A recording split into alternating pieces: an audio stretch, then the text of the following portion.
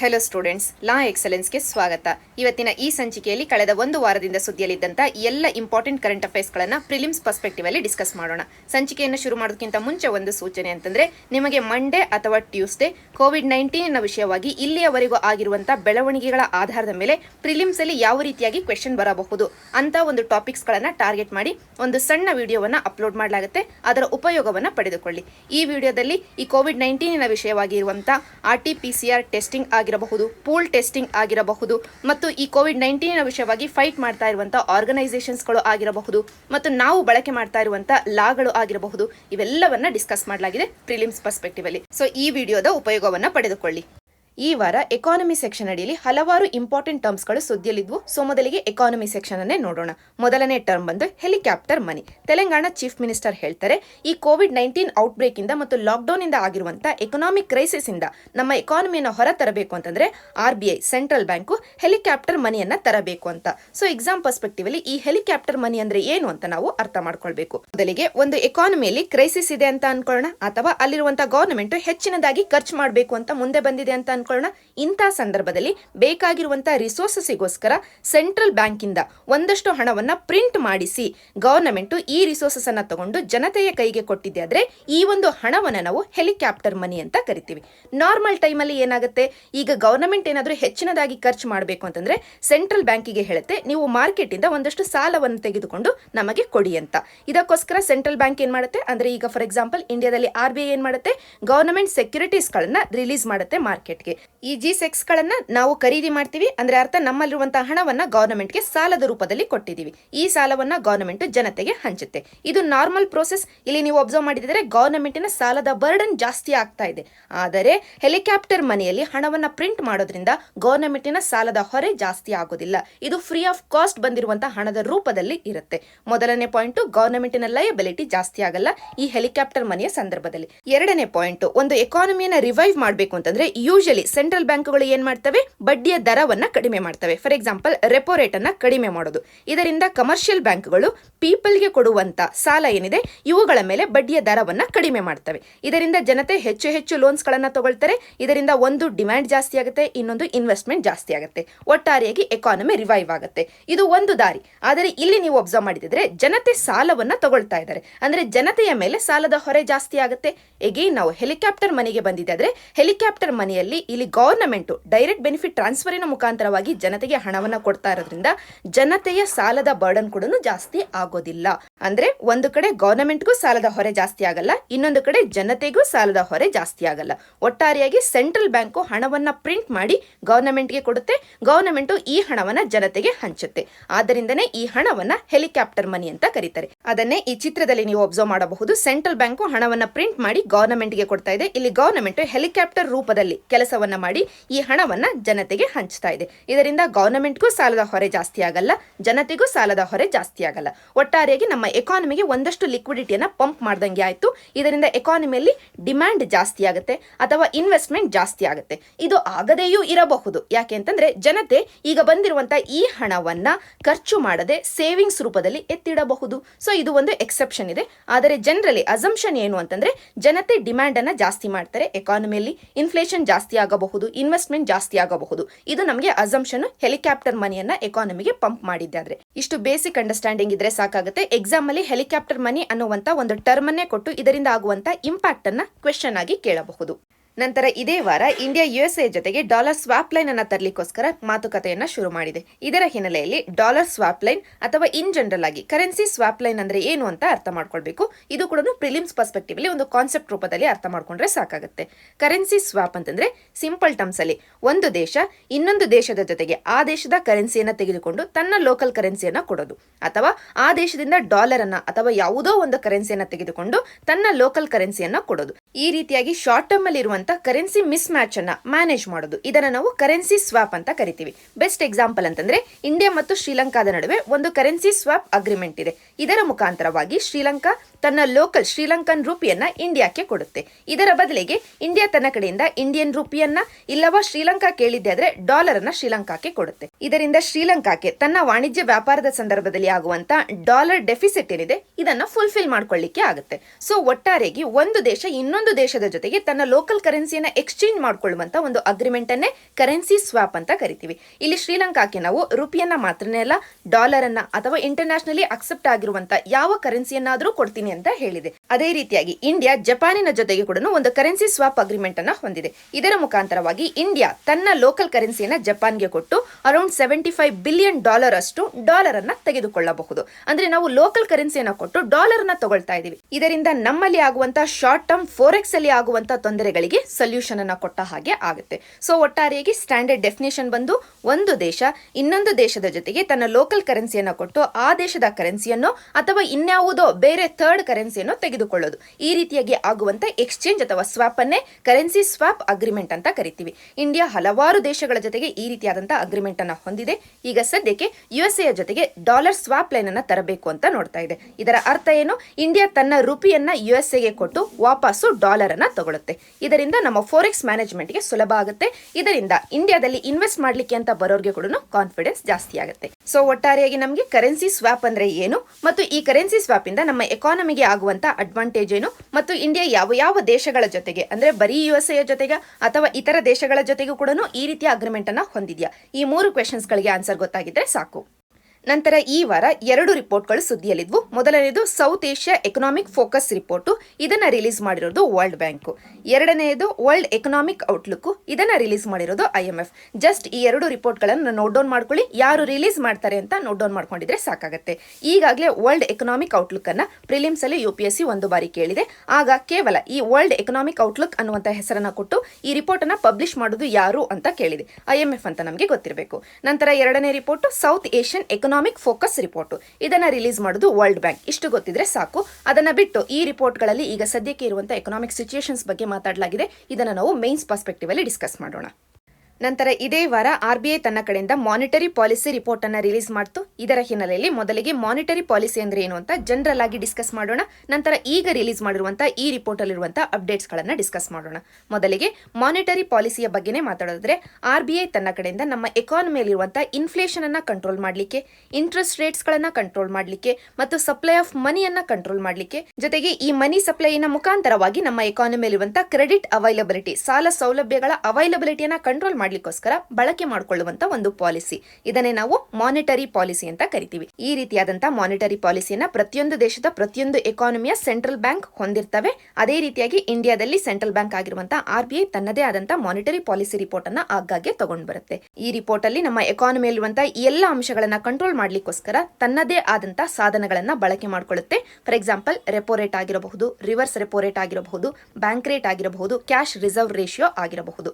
ಇವುಗಳನ್ನ ಒಂದೊಂದು ಲೈನ್ ಅಲ್ಲಿ ಅರ್ಥ ಮಾಡ್ಕೊಳ್ಳೋದಾದ್ರೆ, ರೆಪೋ ರೇಟ್ ಅಂತಂದ್ರೆ ಯಾವ ಬಡ್ಡಿ ದರದಲ್ಲಿ RBI ಕಮರ್ಷಿಯಲ್ ಬ್ಯಾಂಕ್ಗಳಿಗೆ ಲೋನ್ ಅನ್ನ ಕೊಡುತ್ತೋ ಅದೇ ರೆಪೋ ರೇಟ್. ಅದೇ ರೀತಿಯಾಗಿ ರಿವರ್ಸ್ ರೆಪೋ ರೇಟ್ ಅಂತಂದ್ರೆ ಯಾವ ಬಡ್ಡಿ ದರದಲ್ಲಿ ಕಮರ್ಷಿಯಲ್ ಬ್ಯಾಂಕ್ಗಳು ತಮ್ಮಲ್ಲಿರುವಂತಹ ಹಣವನ್ನ ಸೆಂಟ್ರಲ್ ಬ್ಯಾಂಕಿಗೆ ಕೊಡ್ತಾವೋ, ಅಂದ್ರೆ ಸಾಲವಾಗಿ ಕೊಡ್ತಾವೋ, ಆ ಒಂದು ಬಡ್ಡಿ ದರವನ್ನ ರಿವರ್ಸ್ ರೆಪೋ ರೇಟ್ ಅಂತ ಕರಿತೀವಿ. ಅದೇ ರೀತಿಯಾಗಿ ಬ್ಯಾಂಕ್ ರೇಟ್ ಅಂತಂದ್ರೆ RBI ಕಮರ್ಷಿಯಲ್ ಬ್ಯಾಂಕ್ಗಳಿಗೆ ಫಂಡ್ಸ್ ಅನ್ನ ಕೊಡುತ್ತೆ, ಆದರೆ ಲಾಂಗ್ ಟರ್ಮ್ ಗೆ ಕೊಡುತ್ತೆ, ಆ ಒಂದು ಬಡ್ಡಿ ದರವನ್ನು ನಾವು ಬ್ಯಾಂಕ್ ರೇಟ್ ಅಂತ ಕರಿತೀವಿ. ಇಲ್ಲಿ ರೆಪೋ ರೇಟ್ ಅಲ್ಲಿ ಕೂಡ RBI ಕಮರ್ಷಿಯಲ್ ಬ್ಯಾಂಕ್ಗಳಿಗೆ ಲೋನ್ ಅನ್ನ ಕೊಡ್ತಾ ಇದೆ, ಬ್ಯಾಂಕ್ ರೇಟ್ ಅಲ್ಲಿ ಕೂಡ RBI ಕಮರ್ಷಿಯಲ್ ಬ್ಯಾಂಕ್ಗಳಿಗೆ ಲೋನ್ ಅನ್ನ ಕೊಡ್ತಾ ಇದೆ. ಎರಡಕ್ಕೂ ಇರುವಂತಹ ಡಿಫರೆನ್ಸ್ ಅಂತಂದ್ರೆ, ಬ್ಯಾಂಕ್ ರೇಟು ಲಾಂಗ್ ಟರ್ಮ್ ಲೋನ್ಗಳ ಮೇಲಿರುವಂತಹ ಬಡ್ಡಿ ದರ ಆಗಿದೆ, ಜೊತೆಗೆ ಇದು ಒಂದು ಡಿಸ್ಕೌಂಟ್ ರೇಟ್ ಆಗಿದೆ.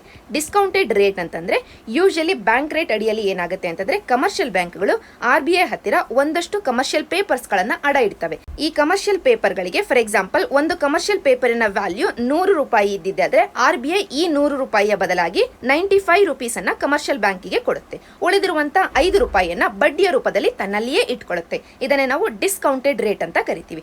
ಯೂಶಲಿ ಬ್ಯಾಂಕ್ ರೇಟ್ ಅಲ್ಲಿ ಡಿಸ್ಕೌಂಟೆಡ್ ರೇಟ್ ಅನ್ನೇ ಬಳಕೆ ಮಾಡ್ತೀವಿ. ಇದು ಕೇವಲ ಲಾಂಗ್ ಟರ್ಮ್ ಗೆ ಇರುವಂತ ಒಂದು ಬಡ್ಡಿ ದರ ಆಗಿದೆ. ಈ ಎರಡು ಡಿಫರೆನ್ಸ್ ಗೊತ್ತಿದ್ರೆ ಸಾಕಾಗುತ್ತೆ.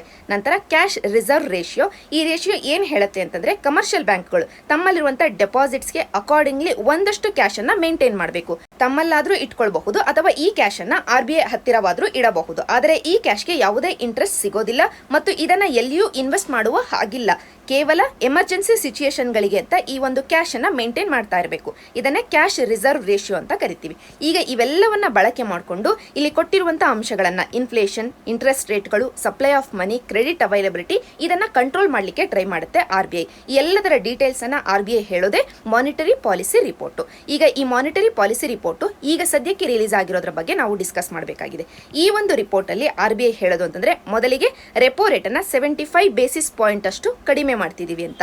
ಇದನ್ನ ಈಗಾಗಲೇ ನಾವು ಡಿಸ್ಕಸ್ ಮಾಡಿದ್ವಿ. RBI ತೆಗೆದುಕೊಂಡು ಬಂದಂತ COVID-19 ಪ್ಯಾಕೇಜ್ ಅಲ್ಲಿ RBI ಈಗಾಗಲೇ ಇಂಡಿಕೇಶನ್ ಅನ್ನ ಕೊಟ್ಟಿತ್ತು. ಅದನ್ನೇ ಈ ಮಾನಿಟರಿ ಪಾಲಿಸಿ ರಿಪೋರ್ಟ್ ಅಲ್ಲಿ ಹೇಳುತ್ತೆ RBI. ನಂತರ ಕ್ಯಾಶ್ ರಿಸರ್ವ್ ರೇಷಿಯೋನ ಅರೌಂಡ್ 100 ಬೇಸಿಸ್ ಪಾಯಿಂಟ್ಸ್ ಅಷ್ಟು ಕಡಿಮೆ ಮಾಡಲಾಯಿತು. ಇದರಿಂದ ಈ ಹಿಂದೆ ಇದ್ದಂತ CRR 4% ಇತ್ತು, ಇದು 3%ಗೆ ಇಳಿಕೆ ಕಾಣುತ್ತೆ. ಇದರ ಅರ್ಥ ಏನು? ರೆಪೋ ರೇಟ್ ಅನ್ನ ಕಡಿಮೆ ಮಾಡೋದು, ಕ್ಯಾಶ್ ರಿಸರ್ವ್ ರೇಷಿಯೋನ ಕಡಿಮೆ ಮಾಡೋದು. ಇದರ ಅರ್ಥ ಏನು ಅಂತಂದ್ರೆ ನಮ್ಮ ಎಕಾನಮಿಯಲ್ಲಿ ಕ್ಯಾಶ್ ಫ್ಲೋ ಅನ್ನ ಜಾಸ್ತಿ ಮಾಡ್ಲಿಕ್ಕೆ ಟ್ರೈ ಮಾಡ್ತಾ ಇದೆ RBI. ಯಾಕೆ ಅಂತಂದ್ರೆ ಸಿಂಪಲ್ ಟರ್ಮ್ಸ್ ಅಲ್ಲಿ ಹೇಳೋದಾದ್ರೆ ರೆಪೋ ರೇಟ್ ಕಡಿಮೆ ಆಯ್ತು ಅಂತಂದ್ರೆ RBI ಇಂದ ಕಮರ್ಷಿಯಲ್ ಬ್ಯಾಂಕ್ಗಳಿಗೆ ಸಿಗ್ತಾ ಇರುವಂತ ಸಾಲದ ಮೇಲಿನ ಬಡ್ಡಿಯ ಹೊರೆ ಕಡಿಮೆ ಆಯ್ತು. ಇದರಿಂದ ಕ್ಯಾಶ್ ಫ್ಲೋ ಜಾಸ್ತಿ ಆಗುತ್ತೆ. ಅಂದ್ರೆ ಜನತೆಗೆ ಅತಿ ಕಡಿಮೆ ಬಡ್ಡಿ ದರದಲ್ಲಿರುವಂತಹ ಸಾಲ ಸೌಲಭ್ಯಗಳು ಸಿಗ್ತವೆ. ಅದೇ ರೀತಿಯಾಗಿ CRR ಕಡಿಮೆ ಆಯ್ತು ಅಂತಂದ್ರೆ ಅಂದ್ರೆ 4% ಇಂದ 3%ಗೆ CRR ಇಳಿಕೆ ಕಂಡಿದೆ ಅಂತಂದ್ರೆ ಈ 1% ಏನು ಇಳಿಕೆ ಮಾಡಲಾಗಿದೆ ಇದನ್ನ ಈ ಕ್ಯಾಶ್ ಅನ್ನ ಈಗ ಕಮರ್ಷಿಯಲ್ ಬ್ಯಾಂಕ್ಗಳು ಲೋನ್ ರೂಪದಲ್ಲಿ ಎಕಾನಮಿಗೆ ಕೊಡಬಹುದು. ಇದರಿಂದ ಒಟ್ಟಾರೆಯಾಗಿ ಎಕಾನಮಿಯಲ್ಲಿ ಸಾಲ ಸೌಲಭ್ಯಗಳು ಜಾಸ್ತಿ ಆಗ್ತವೆ, ಕ್ಯಾಶ್ ಫ್ಲೋ ಜಾಸ್ತಿ ಆಗುತ್ತೆ. ಸಪ್ಲೈ ಆಫ್ ಮನಿ ಮತ್ತು ಕ್ರೆಡಿಟ್ ಅವೈಲಬಿಲಿಟಿ ಅಂತ ನಾವು ಮಾತಾಡಿದ್ವಿ, ಅದನ್ನೇ ಇಲ್ಲಿ ಎನ್ಶೂರ್ ಮಾಡ್ಲಿಕ್ಕೋಸ್ಕರ ಎಲ್ಲ ಸ್ಟೆಪ್ಸ್ ಗಳನ್ನ RBI ತಗೊಂಡಿದೆ. ನಂತರ ಎರಡನೆಯದಾಗಿ RBI GDP ಬಗ್ಗೆ ಕೂಡ ಹೇಳಬೇಕು, ಆದರೆ ಈಗ ಸದ್ಯಕ್ಕೆ ಈ ರಿಪೋರ್ಟ್ ಅಲ್ಲಿ ಯಾವುದೇ ಮಾತನ್ನ ಹೇಳಿಲ್ಲ. ಕಾರಣ ಅಂತಂದ್ರೆ COVID-19 ಇಂದಾಗಿ ನಮ್ಮ ಎಕಾನಮಿಯಲ್ಲಿ ಅನ್ಸರ್ಟೈನಿಟೀಸ್ ಗಳು ಜಾಸ್ತಿ ಆಗಿದಾವೆ, ಅಸ್ಥಿರತೆ ಅನ್ನೋದು ಜಾಸ್ತಿ ಆಗಿದೆ. ಇಂಥ ಸಂದರ್ಭದಲ್ಲಿ ಯಾವುದೇ ಫೋರ್ಕಾಸ್ಟ್ ಅನ್ನ ಕೊಡ್ಲಿಕ್ಕೆ ಆಗೋದಿಲ್ಲ. ಅದಕ್ಕೋಸ್ಕರ ಸೊ ಒಟ್ಟಾರೆಯಾಗಿ RBI ತನ್ನ ಕಡೆಯಿಂದ ಈ ಮಾನಿಟರಿ ಪಾಲಿಸಿ ರಿಪೋರ್ಟ್ ಅನ್ನ ರಿಲೀಸ್ ಮಾಡಿರೋ ಹಿನ್ನೆಲೆಯಲ್ಲಿ ಮಾನಿಟರಿ ಪಾಲಿಸಿ ರಿಪೋರ್ಟ್ ಬಗ್ಗೆ ನಾವು ತಿಳ್ಕೊಂಡ್ವಿ. ನಂತರ ಈಗ ಸದ್ಯಕ್ಕೆ ರಿಲೀಸ್ ಮಾಡಿರುವಂತಹ ರಿಪೋರ್ಟ್ ಅಲ್ಲಿರುವಂತಹ ಅಪ್ಡೇಟ್ಸ್ ಗಳನ್ನ ಕೂಡ ನೋಡಿದ್ವಿ. ಎರಡನೇ ಪಾಯಿಂಟ್ ಈ ಆರ್ಟಿಕಲ್ ನ ಹಿನ್ನೆಲೆಯಲ್ಲಿ ಮೆನ್ಷನ್ ಮಾಡಬೇಕಾಗಿರೋದು ಅಂದ್ರೆ ಈ ಮಾನಿಟರಿ ಪಾಲಿಸಿ ರಿಪೋರ್ಟ್ ಅನ್ನ ತರೋದು ಮಾನಿಟರಿ ಪಾಲಿಸಿ ಕಮಿಟಿ. ಈ ಕಮಿಟಿಯನ್ನ 2015ರಲ್ಲಿ RBI ಆಕ್ಟಿನ ಅಡಿಯಲ್ಲಿ ಎಸ್ಟಾಬ್ಲಿಷ್ ಮಾಡಲಾಯಿತು. ಯಾತಕ್ಕೋಸ್ಕರ ಎಸ್ಟಾಬ್ಲಿಷ್ ಮಾಡಲಾಯಿತು? ಕಾರಣ ಏನು ಅಂತಂದ್ರೆ RBIಗೆ ಕಾನ್ಫ್ಲಿಕ್ಟ್ ಆಫ್ ಇಂಟ್ರೆಸ್ಟ್ ಇದೆ, ಇದನ್ನ ರಿಸಾಲ್ವ್ ಮಾಡ್ಲಿಕ್ಕೋಸ್ಕರ. ಇಲ್ಲಿ ಕಾನ್ಫ್ಲಿಕ್ಟ್ ಆಫ್ ಇಂಟ್ರೆಸ್ಟ್ ಯಾವುದು ಅಂತಂದ್ರೆ ಸಿಂಪಲ್ ಟರ್ಮ್ಸ್ ಅಲ್ಲಿ ಹೇಳೋದಾದ್ರೆ RBI ಎರಡು ಕೆಲಸವನ್ನ ಮಾಡ್ತಾ ಇದೆ. ಮೊದಲನೇ ಕೆಲಸ ಗವರ್ನಮೆಂಟ್ ಗೆ ಬೇಕಾಗಿರುವಂತ ಸಾಲವನ್ನ ಮಾರ್ಕೆಟ್ ಇಂದ ತೆಗೆದುಕೊಡೋದು. ಮಾರ್ಕೆಟ್ ಇಂದ ಹೇಗೆ ತೆಗೆದುಕೊಡುತ್ತೆ? ಮಾರ್ಕೆಟ್ಗೆ ಗವರ್ನಮೆಂಟ್ ಸೆಕ್ಯೂರಿಟೀಸ್ ಗಳನ್ನ ರಿಲೀಸ್ ಮಾಡುವುದರ ಮುಖಾಂತರವಾಗಿ ಮಾರ್ಕೆಟ್ ಅಲ್ಲಿರುವಂತ ರಿಸೋರ್ಸಸ್ ಅನ್ನ ತೆಗೆದು RBI ಗವರ್ನಮೆಂಟ್ ಗೆ ಕೊಡುತ್ತೆ. ಇದು ಒಂದು ಕಡೆ. ಇಲ್ಲಿ RBI ಗವರ್ನಮೆಂಟ್ ಗೆ ಸಾಲವನ್ನ ಕೊಡ್ತಾ ಇದೆ ಅಂತಂದ್ರೆ ಅತಿ ಕಡಿಮೆ ಬಡ್ಡಿ ದರದಲ್ಲಿ ಸಾಲವನ್ನ ತೆಗೆದುಕೊಂಡು ಗವರ್ನಮೆಂಟ್ ಗೆ ಕೊಡ್ಲಿಕ್ಕೆ ಟ್ರೈ ಮಾಡುತ್ತೆ. ಸೊ ಇಲ್ಲಿ RBI ನ ಉದ್ದೇಶ ಏನಾಗಿರುತ್ತೆ? ಇಂಟ್ರೆಸ್ಟ್ ರೇಟ್ ತುಂಬಾ ಕಡಿಮೆ ಇರಬೇಕು ಅನ್ನೋದು RBI ನ ಉದ್ದೇಶ ಆಗಿರುತ್ತೆ. ಇನ್ನೊಂದು ಕಡೆ ಇನ್ ಕೇಸ್ ನಮ್ಮ ಎಕಾನಮಿಯಲ್ಲಿ ಇನ್ಫ್ಲೇಷನ್ ತುಂಬಾ ಜಾಸ್ತಿ ಇದೆ ಅಂತ ಅನ್ಕೊಳ್ಳೋಣ, ಆ ಸಂದರ್ಭದಲ್ಲಿ RBI ನ ಉದ್ದೇಶ ಏನಾಗಿರುತ್ತೆ? ಮನಿ ಸಪ್ಲೈನ ಕಡಿಮೆ ಮಾಡಬೇಕು ಅನ್ನೋದಾಗಿರುತ್ತೆ. ಈ ಮನಿ ಸಪ್ಲೈನ ಕಡಿಮೆ ಮಾಡಬೇಕು ಅಂತಂದ್ರೆ ಇಂಟ್ರೆಸ್ಟ್ ರೇಟ್ ಅನ್ನ ಜಾಸ್ತಿ ಮಾಡಬೇಕು ಅನ್ನೋದು RBI ನ ಉದ್ದೇಶ ಆಗುತ್ತೆ. ಅದಕ್ಕೋಸ್ಕರ RBI ಏನ್ ಮಾಡುತ್ತೆ? ರೆಪೋ ರೇಟ್ ಅನ್ನ ಜಾಸ್ತಿ ಮಾಡ್ತಾ ಹೋಗುತ್ತೆ. ಅಂದ್ರೆ ಅದೇ RBI ಒಂದು ಕಡೆ ಇಂಟ್ರೆಸ್ಟ್ ರೇಟ್ ಕಡಿಮೆ ಇರಬೇಕು ಅಂತ ಟ್ರೈ ಮಾಡ್ತಾ ಇದೆ, ಇನ್ನೊಂದು ಕಡೆ ಇಂಟ್ರೆಸ್ಟ್ ರೇಟ್ ಅನ್ನ ಜಾಸ್ತಿ ಮಾಡಬೇಕು ಅಂತ ಟ್ರೈ ಮಾಡ್ತಾ ಇದೆ. ಯಾಕೆಂತಂದ್ರೆ ಒಂದು ಕಡೆ ಗವರ್ನಮೆಂಟ್ ಗೆ ಸಾಲವನ್ನ ತೆಗೆದುಕೊಡಬೇಕಾಗಿದೆ RBI, ಇನ್ನೊಂದು ಕಡೆ ಇನ್ಫ್ಲೇಷನ್ ಟಾರ್ಗೆಟ್ ಮಾಡಬೇಕಾಗಿದೆ. ಈ ಎರಡು ಇಂಟ್ರೆಸ್ಟ್ ಗಳ ನಡುವೆ ಕಾನ್ಫ್ಲಿಕ್ಟ್ ಇದೆ.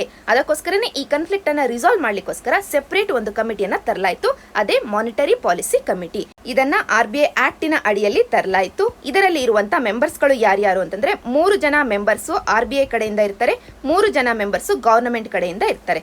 RBI ಕಡೆಯಿಂದ ಒಬ್ಬರು RBI ಗವರ್ನರ್ ಇರ್ತಾರೆ, ಎರಡನೇದಾಗಿ RBI ನ ಡೆಪ್ಯೂಟಿ ಗವರ್ನರ್ ಇರ್ತಾರೆ, ಮತ್ತೊಬ್ಬರು ಮೆಂಬರ್ ಇರ್ತಾರೆ. ಅದೇ ರೀತಿಯಾಗಿ ಗವರ್ನಮೆಂಟ್ ಕಡೆಯಿಂದ 3 ಜನ ಎಮಿನೆಂಟ್ ಪರ್ಸನಾಲಿಟೀಸ್ ಗಳನ್ನ ಗವರ್ನಮೆಂಟ್ ನಾಮಿನೇಟ್ ಮಾಡುತ್ತೆ. ಇಷ್ಟು ನಮಗೆ ಓವರಾಲ್ ಈ ಆರ್ಟಿಕಲ್ ನ ಹಿನ್ನೆಲೆಯಲ್ಲಿ ಬೇಕಾಗಿರುವಂತಹ ಡಿಸ್ಕಷನ್. ನಂತರ ಇದೇ ವಾರ USA WTOದ ಅಡಿಯಲ್ಲಿ ಚೈನಾಕ್ಕೆ ಕೊಟ್ಟಿರುವಂತ ಡೆವಲಪಿಂಗ್ ಕಂಟ್ರಿ ಸ್ಟೇಟಸ್ ಏನಿದೆ ಅದನ್ನ ಅಪೋಸ್ ಮಾಡಿತು. ಈ ಹಿಂದೆ ಕೂಡ ಅಪೋಸ್ ಮಾಡಿತ್ತು. ಆ ಸಂದರ್ಭದಲ್ಲಿ ಇಂಡಿಯಾವನ್ನ ಕೂಡ ಟಾರ್ಗೆಟ್ ಮಾಡಿತ್ತು. ಅಂದ್ರೆ USA ಪ್ರಕಾರವಾಗಿ ಚೈನಾ, ಇಂಡಿಯಾ ಈ ಎಲ್ಲ ಎಕಾನಮಿಗಳು ಸಾಕಷ್ಟು ಗ್ರೋತ್ ಅನ್ನ ರಿಜಿಸ್ಟರ್ ಮಾಡ್ತಾ ಇದಾವೆ, ಫಾಸ್ಟೆಸ್ಟ್ ಗ್ರೋಯಿಂಗ್ ಎಕಾನಮಿಗಳು ಆಗಿದಾವೆ. ಹೀಗಿರಬೇಕಾದ್ರೆ ಈ ಎಕಾನಮಿಗಳನ್ನ ಡೆವಲಪಿಂಗ್ ಕಂಟ್ರೀಸ್ ಅಂತ ಕರಿಬಾರ್ದು, ಡೆವಲಪ್ಡ್ ಕಂಟ್ರೀಸ್ ಅಂತ ಕರಿಬೇಕು ಅನ್ನೋದು USA ವಾದ ಆಗಿದೆ. ಇದರ ಹಿನ್ನೆಲೆಯಲ್ಲಿ ನಮಗೆ ಎಕ್ಸಾಮ್ ಪರ್ಸ್ಪೆಕ್ಟಿವ್ ಅಲ್ಲಿ ಬೇಕಾಗಿರೋದು ಅಂತಂದ್ರೆ WTOದ ಅಡಿಯಲ್ಲಿ ಯಾವ ಕ್ರೈಟೀರಿಯಾದ ಆಧಾರದ ಮೇಲೆ ಒಂದು ಎಕಾನಮಿಯನ್ನ ಡೆವಲಪ್ಡ್, ಡೆವಲಪಿಂಗ್ ಅಥವಾ ಲೀಸ್ಟ್ ಡೆವಲಪ್ಡ್ ಕಂಟ್ರಿ ಅಂತ ಕರಿತೀವಿ. ಈ ಕ್ರೈಟೀರಿಯಾವನ್ನ ಅರ್ಥ ಮಾಡ್ಕೊಳ್ಬೇಕು ಎಕ್ಸಾಮ್ ಪರ್ಸ್ಪೆಕ್ಟಿವ್ ಅಲ್ಲಿ. ಮೊದಲನೇ ಪಾಯಿಂಟ್, WTOದ ಅಡಿಯಲ್ಲಿ ಯಾವುದೇ ಕ್ರೈಟೀರಿಯಾವನ್ನ ಕೊಟ್ಟಿಲ್ಲ. ಆದ್ದರಿಂದನೇ ಯಾವ ಕಂಟ್ರಿ ತನ್ನನ್ನ ತಾನು ಡೆವಲಪಿಂಗ್ ಅಂತ ಹೇಳ್ಕೊಳ್ಳುತ್ತೋ ಆ ಕಂಟ್ರಿನ ಡೆವಲಪಿಂಗ್ ಕಂಟ್ರಿ ಅಂತ ಕರಿತೀವಿ. ಯಾವ ಎಕಾನಮಿ ತನ್ನನ್ನ ತಾನು ಡೆವಲಪ್ಡ್ ಎಕಾನಮಿ ಅಂತ ಕರ್ಕೊಳ್ಳುತ್ತೋ ಆ ಒಂದು ಎಕಾನಮಿನ ಡೆವಲಪ್ಡ್ ಎಕಾನಮಿ ಅಂತ ಕರಿತೀವಿ. ಅಂದ್ರೆ ಆ ಒಂದು ಪರ್ಟಿಕ್ಯುಲರ್ ಕಂಟ್ರಿನೇ ಡಿಸೈಡ್ ಮಾಡುತ್ತೆ ತಾನು ಡೆವಲಪ್ಡ್ ಇಲ್ಲ ಡೆವಲಪಿಂಗ್ ಅಂತ. ಅದಕ್ಕೋಸ್ಕರ ಯಾವುದೇ ಕ್ರೈಟೀರಿಯಾ WTOದ ಅಡಿಯಲ್ಲಿ ಇಲ್ಲ. ಆದರೆ ಒಂದು ಎಕಾನಮಿ ತನ್ನನ್ನ ತಾನು ಡೆವಲಪ್ಡ್ ಅಥವಾ ಡೆವಲಪಿಂಗ್ ಅಂತ ಡಿಕ್ಲೇರ್ ಮಾಡಿಕೊಂಡ ನಂತರ ಇತರ ಮೆಂಬರ್ಸ್ಗಳು ಆ ಡಿಸಿಷನ್ ಅನ್ನ ಚಾಲೆಂಜ್ ಮಾಡಬಹುದು. ಈ ಪಾಯಿಂಟ್ ಕೂಡ ನೆನಪಿರಬೇಕು. ಇತರ ಮೆಂಬರ್ಸ್ಗಳು ಚಾಲೆಂಜ್ ಮಾಡಬಹುದು. ಆದ್ದರಿಂದನೇ ಈಗ USA ಚಾಲೆಂಜ್ ಮಾಡ್ತಾ ಇದೆ ಚೈನಾ ಮತ್ತು ಇಂಡಿಯಾಕ್ಕೆ ಡೆವಲಪಿಂಗ್ ಅಲ್ಲ ಡೆವಲಪ್ಡ್ ಕಂಟ್ರಿ ಸ್ಟೇಟಸ್ ಅನ್ನ ಕೊಡಬೇಕು ಅಂತ. ಇದು ಡೆವಲಪ್ಡ್ ಮತ್ತು ಡೆವಲಪಿಂಗ್ ಕಂಟ್ರೀಸ್ ಗಳ ಬಗ್ಗೆ ಆಯಿತು. ಅದೇ ರೀತಿಯಾಗಿ ಲೀಸ್ಟ್ ಡೆವಲಪ್ಡ್ ಕಂಟ್ರೀಸ್ ಗಳನ್ನ ನೋಡಿದ್ರೆ ಯುನೈಟೆಡ್ ನೇಷನ್ಸ್ ತನ್ನ ಕಡೆಯಿಂದ ಒಂದು ಎಕಾನಮಿಯನ್ನ ಲೀಸ್ಟ್ ಡೆವಲಪ್ಡ್ ಎಕಾನಮಿ ಅನ್ನುವಂತ ಸ್ಟೇಟಸ್ ಅನ್ನ ಕೊಡುತ್ತೆ. ಅಂದ್ರೆ ಲೀಸ್ಟ್ ಡೆವಲಪ್ಡ್ ಕಂಟ್ರೀಸ್ ಅನ್ನ ಐಡೆಂಟಿಫೈ ಮಾಡೋದು ಯುನೈಟೆಡ್ ನೇಷನ್ಸ್. ಅದೇ ಡೆವಲಪ್ಡ್ ಮತ್ತು ಡೆವಲಪಿಂಗ್ ಕಂಟ್ರೀಸ್ ಗಳನ್ನ ಐಡೆಂಟಿಫೈ ಮಾಡೋದು ಆ ಕಂಟ್ರೀಸ್ ಗಳೇ ತಾವೇ ಐಡೆಂಟಿಫೈ ಮಾಡ್ಕೊಳ್ತವೆ. ಈ ಡಿಫರೆನ್ಸ್ ಗೊತ್ತಿದ್ರೆ ಸಾಕಾಗುತ್ತೆ ಎಕ್ಸಾಮ್ ಪರ್ಸ್ಪೆಕ್ಟಿವ್ ಅಲ್ಲಿ. ಇಲ್ಲಿ ನಿಮಗೆ ಅರ್ಥ ಮಾಡಿಸ್ಲಿಕ್ಕೋಸ್ಕರ ಎಕ್ಸಾಂಪಲ್ ಅನ್ನ ಕೊಡೋದಾದ್ರೆ ಡೆವಲಪಿಂಗ್ ಕಂಟ್ರೀಸ್ ಗಳಿಗೆ ಎಕ್ಸಾಂಪಲ್ ಅಂತಂದ್ರೆ ಇಂಡಿಯಾ, ಚೈನಾ, ರಷ್ಯಾ, ಬ್ರೆಜಿಲ್ ಈ ಎಲ್ಲ ದೇಶಗಳು ಬರ್ತವೆ. ಅಂದ್ರೆ ಬ್ರಿಕ್ಸ್ ಅಲ್ಲಿರುವಂತಹ ಎಲ್ಲಾ ದೇಶಗಳು ತಮ್ಮನ್ನ ತಾವು ಡೆವಲಪಿಂಗ್ ಕಂಟ್ರೀಸ್ ಅಂತ ಕರ್ಕೊಂಡಿದ್ದಾವೆ. ಅದೇ ರೀತಿಯಾಗಿ ಡೆವಲಪ್ಡ್ ಕಂಟ್ರೀಸ್ ಅಂತಂದ್ರೆ USA, European union, Japan, Canada, Australia ಈ ಎಲ್ಲ ದೇಶಗಳು ತಮ್ಮನ್ನ ತಾವು ಡೆವಲಪ್ಡ್ ಕಂಟ್ರೀಸ್ ಅಂತ ಕರ್ಕೊಂಡಿದ್ದಾವೆ. ಅದೇ ರೀತಿಗೆ least developed countries United Nations ಯಾವ ದೇಶಗಳಿಗೆ ಕೊಟ್ಟಿದೆ ಈ ಡೆಸಿಗ್ನೇಷನ್ ಅಂತಂದ್ರೆ ಅಫ್ಘಾನಿಸ್ತಾನ್, ಬಾಂಗ್ಲಾದೇಶ್, ಭೂತಾನ್, ಮಯನ್ಮಾರ್, ಪಾಕಿಸ್ತಾನ್ ಕೂಡ ಇಲ್ಲಿ ಇನ್ಕ್ಲೂಡೆಡ್, ನೇಪಾಳ್, ಸೌತ್ ಸುಡಾನ್ ಎಲ್ಲ ದೇಶಗಳಿಗೆ ಲೀಸ್ಟ್ ಡೆವಲಪ್ಡ್ ಕಂಟ್ರಿ ಸ್ಟೇಟಸ್ ಅನ್ನ ಕೊಡಲಾಗಿದೆ.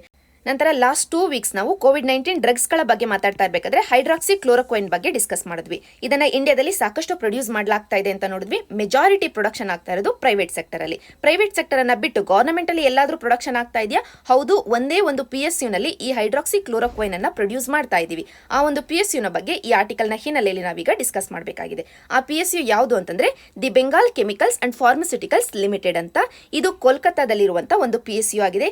ಇಂಡಿಯಾದಲ್ಲಿ ಒನ್ ಅಂಡ್ ಓನ್ಲಿ PSU ಈ ಹೈಡ್ರಾಕ್ಸಿ ಕ್ಲೋರೋಕ್ವೈನ್ ಅನ್ನ ಪ್ರೊಡ್ಯೂಸ್ ಮಾಡ್ತಾ ಇರುವಂತ PSU. ಇದನ್ನ ಬಿಟ್ಟು ಪ್ರೈವೇಟ್ ಸೆಕ್ಟರ್ ಅಲ್ಲಿ ಸಾಕಷ್ಟು ಪ್ರೊಡಕ್ಷನ್ ಆಗ್ತಾ ಇದೆ. ಆದ್ರೆ ಗವರ್ನಮೆಂಟ್ ಸೆಕ್ಟರ್ ಅಲ್ಲಿ ಎಲ್ಲಾದ್ರೂ ಪ್ರೊಡಕ್ಷನ್ ಆಗ್ತಾ ಇದೆಯಾ ಅಂತ ನೋಡಿದ್ರೆ ಒಂದೇ ಒಂದು PSU, ಅದೇ ಈ Bengal chemicals and pharmaceuticals limited. ಇದು ಪ್ರೊಡ್ಯೂಸ್ ಮಾಡ್ತಾ ಇದೆ ಈ ಆಂಟಿ ಮಲೇರಿಯಲ್ ಡ್ರಗ್ ಆಗಿರುವಂತ ಕ್ಲೋರೋಕ್ವೈನ್ ಅನ್ನ. ಇದನ್ನೇ ಈಗ COVID-19 ಡ್ರಗ್ ಆಗಿ ಬಳಕೆ ಮಾಡ್ಕೊಳ್ಳಿಕ್ಕೆ ನಾವು ನೋಡ್ತಾ ಇದೀವಿ. ಈಗ ಈ ಆರ್ಟಿಕಲ್ ಅನ್ನ ಯಾಕೆ ಕೊಟ್ಟಿದ್ದಾರೆ ಅಂತಂದ್ರೆ ಇವತ್ತು ಇಂಡಿಯಾದಲ್ಲಿ ಮತ್ತು ಗ್ಲೋಬಲಿ ಈ ಹೈಡ್ರಾಕ್ಸಿ ಕ್ಲೋರೋಕ್ವೈನ್ ಗೆ ಸಾಕಷ್ಟು ಡಿಮ್ಯಾಂಡ್ ಇದ್ರೂ ಕೂಡ ಗವರ್ನಮೆಂಟ್ ಈ BPCL ಗೆ ತನ್ನ ಕಡೆಯಿಂದ ಆರ್ಡರ್ ಅನ್ನ ಕೊಟ್ಟಿಲ್ಲ ಹೈಡ್ರಾಕ್ಸಿ ಕ್ಲೋರೋಕ್ವೈನ್ ಅನ್ನ ಪ್ರೊಡ್ಯೂಸ್ ಮಾಡ್ಲಿಕ್ಕೆ ಅನ್ನುವಂತ ಆರ್ಟಿಕಲ್ ಮೊದಲಿಗೆ ಬಂತು. ನಂತರ ಇಮಿಡಿಯೇಟ್ಲಿ ನೆಕ್ಸ್ಟ್ ಡೇ ಗವರ್ನಮೆಂಟ್ ತನ್ನ ಕಡೆಯಿಂದ ಆರ್ಡರ್ ಅನ್ನ ಕೊಟ್ಟಿದೆ ಅಂತ ಈ ಆರ್ಟಿಕಲ್ ಅನ್ನ ಕೊಡ್ಲಾಯ್ತು. ಸೊ ಒಟ್ಟಾರೆಯಾಗಿ 2-3 ದಿನಗಳವರೆಗೂ ಈ ಒಂದು PSU ಸುದ್ದಿಯಲ್ಲಿತ್ತು. ಆದ್ದರಿಂದ ಈ PSU ನ ಬಗ್ಗೆ ಕೆಲವೊಂದು ಬೇಸಿಕ್ ಡೀಟೇಲ್ಸ್ ಅನ್ನ ನೋಡಬೇಕು. ಮೊದಲನೇದಾಗಿ ಈ PSU ಅನ್ನ ಎಸ್ಟಾಬ್ಲಿಷ್ ಮಾಡಿದ್ದು ಯಾರು ಅಂತ ನಾವು ಒರಿಜಿನ್ ಅನ್ನ ನೋಡೋದಾದ್ರೆ 1901 ನಲ್ಲಿ ಆಚಾರ್ಯ ಪ್ರಫುಲ್ ಚಂದ್ರ ರೇ ಅವರು ಎಸ್ಟಾಬ್ಲಿಷ್ ಮಾಡಿದಂತ ಒಂದು ಕಂಪನಿಯಿಂದ ಈ BCPL ಎವಾಲ್ವ್ ಆಯ್ತು ಅಂತ ನಮಗೆ ಗೊತ್ತಾಗುತ್ತೆ. ಇದು ಇಂಡಿಯಾದ ಮೊದಲನೆಯ ಕಂಪನಿ ಆಗುತ್ತೆ ಕ್ವಾಲಿಟಿ ಕೆಮಿಕಲ್ಸ್ ಗಳನ್ನ ಮ್ಯಾನುಫ್ಯಾಕ್ಚರ್ ಮಾಡುವಂತ ಕಂಪನಿ. ಆ ಸಂದರ್ಭದಲ್ಲಿಯೇ ಇಂಡಿಯಾದಲ್ಲಿ ಕ್ವಾಲಿಟಿ ಕೆಮಿಕಲ್ಸ್ ಗಳನ್ನ ಉತ್ಪಾದನೆ ಮಾಡುವಂತ ಇಂಡಿಯಾದ ಮೊದಲನೆಯ ಕಂಪನಿ ಇದಾಗುತ್ತೆ. ಮೊದಲನೇ ಪಾಯಿಂಟ್. ಎರಡನೇ ಪಾಯಿಂಟ್, ಇಂಡಿಪೆಂಡೆನ್ಸಿನ ನಂತರ 1980 ನಾವು ಈ ಕಂಪನಿಯನ್ನ ನ್ಯಾಷನಲೈಸ್ ಮಾಡ್ತೀವಿ. ಈ ಕಂಪನಿಯ ಮ್ಯಾನೇಜ್ಮೆಂಟ್ ಅನ್ನ ಮತ್ತು ಓನರ್ಶಿಪ್ ಅನ್ನ ಗವರ್ನಮೆಂಟ್ ಆಫ್ ಇಂಡಿಯಾ ತಗೊಳುತ್ತೆ. ಸೊ ಇದು PSU ಆಗುತ್ತೆ. ಇದರ ಹಿನ್ನೆಲೆಯಲ್ಲಿ ನಾವು ಆಚಾರ್ಯ ಪ್ರಫುಲ್ ಚಂದ್ರ ರೇ ಅವರ ಬಗ್ಗೆ ಕೆಲವೊಂದು ಬೇಸಿಕ್ ಡೀಟೇಲ್ಸ್ ಅನ್ನ ನೋಡೋದಾದ್ರೆ ಇವರನ್ನ ನಾವು ಫಾದರ್ ಆಫ್ ಇಂಡಿಯನ್ ಕೆಮಿಸ್ಟ್ರಿ ಅಂತ ಕರಿತೀವಿ. ಮೊದಲನೇ ಪಾಯಿಂಟ್. ಎರಡನೇ ಪಾಯಿಂಟ್ ಅಂತಂದ್ರೆ ಇವರು 1896 ಅಲ್ಲೇ ಒಂದು ಸ್ಟೇಬಲ್ ಕಾಂಪೌಂಡ್ ಆಗಿರುವಂತಹ ಮರ್ಕ್ಯುರಸ್ ನೈಟ್ರೇಟ್ ಅನ್ನುವಂತ ಒಂದು ಕೆಮಿಕಲ್ ಅನ್ನ ಡಿಸ್ಕವರ್ ಮಾಡ್ತಾರೆ. ಇವರ ಕಾಂಟ್ರಿಬ್ಯೂಷನ್ಸ್ ಗಳನ್ನ ಐಡೆಂಟಿಫೈ ಮಾಡಿ ಆ ಸಂದರ್ಭದಲ್ಲೇ ಬ್ರಿಟಿಷ್ ಗವರ್ನಮೆಂಟ್ ಇವರಿಗೆ ಕಂಪ್ಯಾನಿಯನ್ ಆಫ್ ಇಂಡಿಯನ್ ಎಂಪೈರ್ ಅನ್ನುವಂತ ಒಂದು ಟೈಟಲ್ ಅನ್ನ ಕೊಡುತ್ತೆ. ಜೊತೆಗೆ 1990 ನಲ್ಲಿ ನೈಟ್ ಹುಡ್ ಪ್ರಶಸ್ತಿಯನ್ನ ಕೂಡ ಇವರಿಗೆ ಕೊಡುತ್ತೆ. ನಂತರ 1920 ಇವರು ಇಂಡಿಯನ್ ಸೈನ್ಸ್ ಕಾಂಗ್ರೆಸ್ಸಿನ ಜನರಲ್ ಪ್ರೆಸಿಡೆಂಟ್ ಆಗಿ ಎಲೆಕ್ಟ್ ಆಗ್ತಾರೆ. ಇಂಡಿಯನ್ ಸೈನ್ಸ್ ಕಾಂಗ್ರೆಸ್ಸಿನ ಬಗ್ಗೆ ಮಾತಾಡಿದ್ರೆ ಇದನ್ನ 1914 ನಲ್ಲಿ ಎಸ್ಟಾಬ್ಲಿಷ್ ಮಾಡಲಾಗುತ್ತೆ. ಕೋಲ್ಕತ್ತಾದಲ್ಲಿ ಇದರ ಹೆಡ್ ಕ್ವಾರ್ಟರ್ಸ್ ಇದೆ. ಇತ್ತೀಚೆಗೆ ಇಂಡಿಯನ್ ಸೈನ್ಸ್ ಕಾಂಗ್ರೆಸ್ಸಿನ ಒಂದು ಸೆಷನ್ ಬೆಂಗಳೂರಿನಲ್ಲಿ ಕೂಡ ನಡೆಯಿತು. ಇಷ್ಟು ಬೇಸಿಕ್ ಡೀಟೇಲ್ಸ್ ಇಂಡಿಯನ್ ಸೈನ್ಸ್ ಕಾಂಗ್ರೆಸ್ಸಿನ ಬಗ್ಗೆ ತಿಳಿದಿರಬೇಕು. ಈ ಒಂದು ಇಂಡಿಯನ್ ಸೈನ್ಸ್ ಕಾಂಗ್ರೆಸ್ಸಿಗೆ ಜನರಲ್ ಪ್ರೆಸಿಡೆಂಟ್ ಆಗಿ 1920 ಪ್ರಫುಲ್ಲ ಚಂದ್ರ ರೇ ಅವರು ಸೇವೆಯನ್ನ ಸಲ್ಲಿಸ್ತಾರೆ. ನಂತರ ಸ್ವಾತಂತ್ರ್ಯ ಹೋರಾಟಕ್ಕೆ ಮತ್ತು ನಮ್ಮ ದೇಶದ ಡೆವಲಪ್ಮೆಂಟ್ಗೆ ಎಲ್ಲರೂ ಕೊಡುಗೆಯನ್ನು ಕೊಡಬೇಕು ಅಂತ ಹೇಳಿ ತಮ್ಮ ಕಡೆಯಿಂದ Bengal chemical and pharmaceutical pharmaceutical works ಅಂತ ಒಂದು ಕಂಪನಿಯನ್ನ ತಾವೇ ಎಸ್ಟಾಬ್ಲಿಷ್ ಮಾಡ್ತಾರೆ. ಈ ಬೆಂಗಾಲ್ ಕೆಮಿಕಲ್ ಅಂಡ್ ಫಾರ್ಮಸ್ಯೂಟಿಕಲ್ ವರ್ಕ್ಸೇ ಇವತ್ತು BCPL ಆಗಿ ಒಂದು PSU ರೂಪದಲ್ಲಿ ಕೆಲಸವನ್ನ ಮಾಡ್ತಾ ಇರೋದು, Bengal chemicals and pharmaceuticals limited ಅಂತ. ನಂತರ ಸೋಷಿಯಲ್ ರಿಫಾರ್ಮ್ಸ್ ಗಳ ಬಗ್ಗೆ ಬರೋದಾದ್ರೆ, ಇವರು ಕ್ಯಾಸ್ಟ್ ಸಿಸ್ಟಮ್ ಅನ್ನ ಸಾಕಷ್ಟು ಅಪೋಸ್ ಮಾಡ್ತಾರೆ ಮತ್ತು ಸೋಷಿಯಲ್ ರಿಫಾರ್ಮ್ಸ್ ಗೋಸ್ಕರ ಸಾಕಷ್ಟು ಎಫರ್ಟ್ಸ್ ಗಳನ್ನ ತಮ್ಮ ಕಡೆಯಿಂದ ಆಗ್ತಾರೆ. ಇಷ್ಟು ಬೇಸಿಕ್ ಡೀಟೇಲ್ಸ್ ನಮಗೆ ಈ ಆರ್ಟಿಕಲ್ ನ ಹಿನ್ನೆಲೆಯಲ್ಲಿ ಬೇಕಾಗಿದ್ದಂಥದ್ದು. ನಂತರ ಈ ಹಿಂದೆ ನಾವು ಒಡಿಶಾ ರಾಜ್ಯದಲ್ಲಿರುವಂತಹ ತಾರತಾರಿಣಿ ಟೆಂಪಲ್ ಹತ್ತಿರ ಸೆಲೆಬ್ರೇಟ್ ಮಾಡುವಂತ ಚೈತ್ರ ಜಾತ್ರವನ್ನ COVID-19 ನ ಹಿನ್ನೆಲೆಯಲ್ಲಿ ಕ್ಯಾನ್ಸಲ್ ಮಾಡಲಾಗಿತ್ತು ಅಂತ ನೋಡಿದ್ವಿ. ಅದೇ ರೀತಿಯಾಗಿ ಈಗ ಒಡಿಶಾದಲ್ಲೇ ಸೆಲೆಬ್ರೇಟ್ ಮಾಡಲಾಗುವಂತ ಮೇರು ಜಾತ್ರಾ ಫೆಸ್ಟಿವಲ್ ಅನ್ನ ಕ್ಯಾನ್ಸಲ್ ಮಾಡಲಾಗಿದೆ. ನಂತರ ಮಹಾವಿಷುಬ್ ಸಂಕ್ರಾಂತಿಯನ್ನು ಕೂಡ ಕ್ಯಾನ್ಸಲ್ ಮಾಡಲಾಗಿದೆ. ಇದರ ಹಿನ್ನೆಲೆಯಲ್ಲಿ ಈ ಎರಡು ಫೆಸ್ಟಿವಲ್ಸ್ ಗಳ ಬಗ್ಗೆ ಕೆಲವೊಂದು ಬೇಸಿಕ್ ಡೀಟೇಲ್ಸ್ ಅನ್ನ ನೋಡಬೇಕು. ಮೊದಲನೆಯದಾಗಿ ಮೇರು ಜಾತ್ರಾ ಫೆಸ್ಟಿವಲ್ ಬಗ್ಗೆ ಮಾತಾಡೋದಾದ್ರೆ, ಇದರ ಅಡಿಯಲ್ಲಿ 21 ದಿನಗಳ ಕಾಲ ದಂಡನಾಟ ಅನ್ನುವಂತ ಒಂದು ಸಂಪ್ರದಾಯ ಪ್ರಾಕ್ಟೀಸ್ ಮಾಡಿರ್ತಾರೆ. ದಂಡನಾಟ ಅಂತಂದ್ರೆ ಚೈತ್ರ ಮಾಸ ಶುರುವಾದ ಸಂದರ್ಭದಲ್ಲಿ ತಮಗೆ ತಾವು ಒಂದಷ್ಟು ದಂಡನೆಗಳನ್ನ ಕೊಟ್ಕೊಳ್ತಾ ಶಿವ ಮತ್ತು ಪಾರ್ವತಿಯನ್ನ ಪೂಜೆ ಮಾಡುವಂತ ಒಂದು ಸಂಪ್ರದಾಯ. ಈ 21 ದಿನಗಳ ಸಂಪ್ರದಾಯದ ಎಂಡೇ ಈ ಮೇರು ಜಾತ್ರಾ ಫೆಸ್ಟಿವಲ್. ಇದನ್ನ ಒಡಿಶಾ ರಾಜ್ಯದಲ್ಲಿ 8-9ನೇ ಸೆಂಚುರಿಯಿಂದನೂ ಫಾಲೋ ಮಾಡ್ಕೊಳ್ತಾ ಬರ್ತಾ ಇದ್ದಾರೆ. ಇದನ್ನ ಈ ವರ್ಷ ಕ್ಯಾನ್ಸಲ್ ಮಾಡಲಾಗಿದೆ COVID-19 ಔಟ್ ಬ್ರೇಕಿನ ಹಿನ್ನೆಲೆಯಲ್ಲಿ. ಸೊ ಮೊದಲನೇ ಪಾಯಿಂಟ್ ಮೇರು ಜಾತ್ರಾ ಫೆಸ್ಟಿವಲಿನ ಬಗ್ಗೆ ಮತ್ತು ಅದರ ಅಡಿಯಲ್ಲಿರುವಂತಹ ಸಂಪ್ರದಾಯ ದಂಡನಾಟದ ಬಗ್ಗೆ.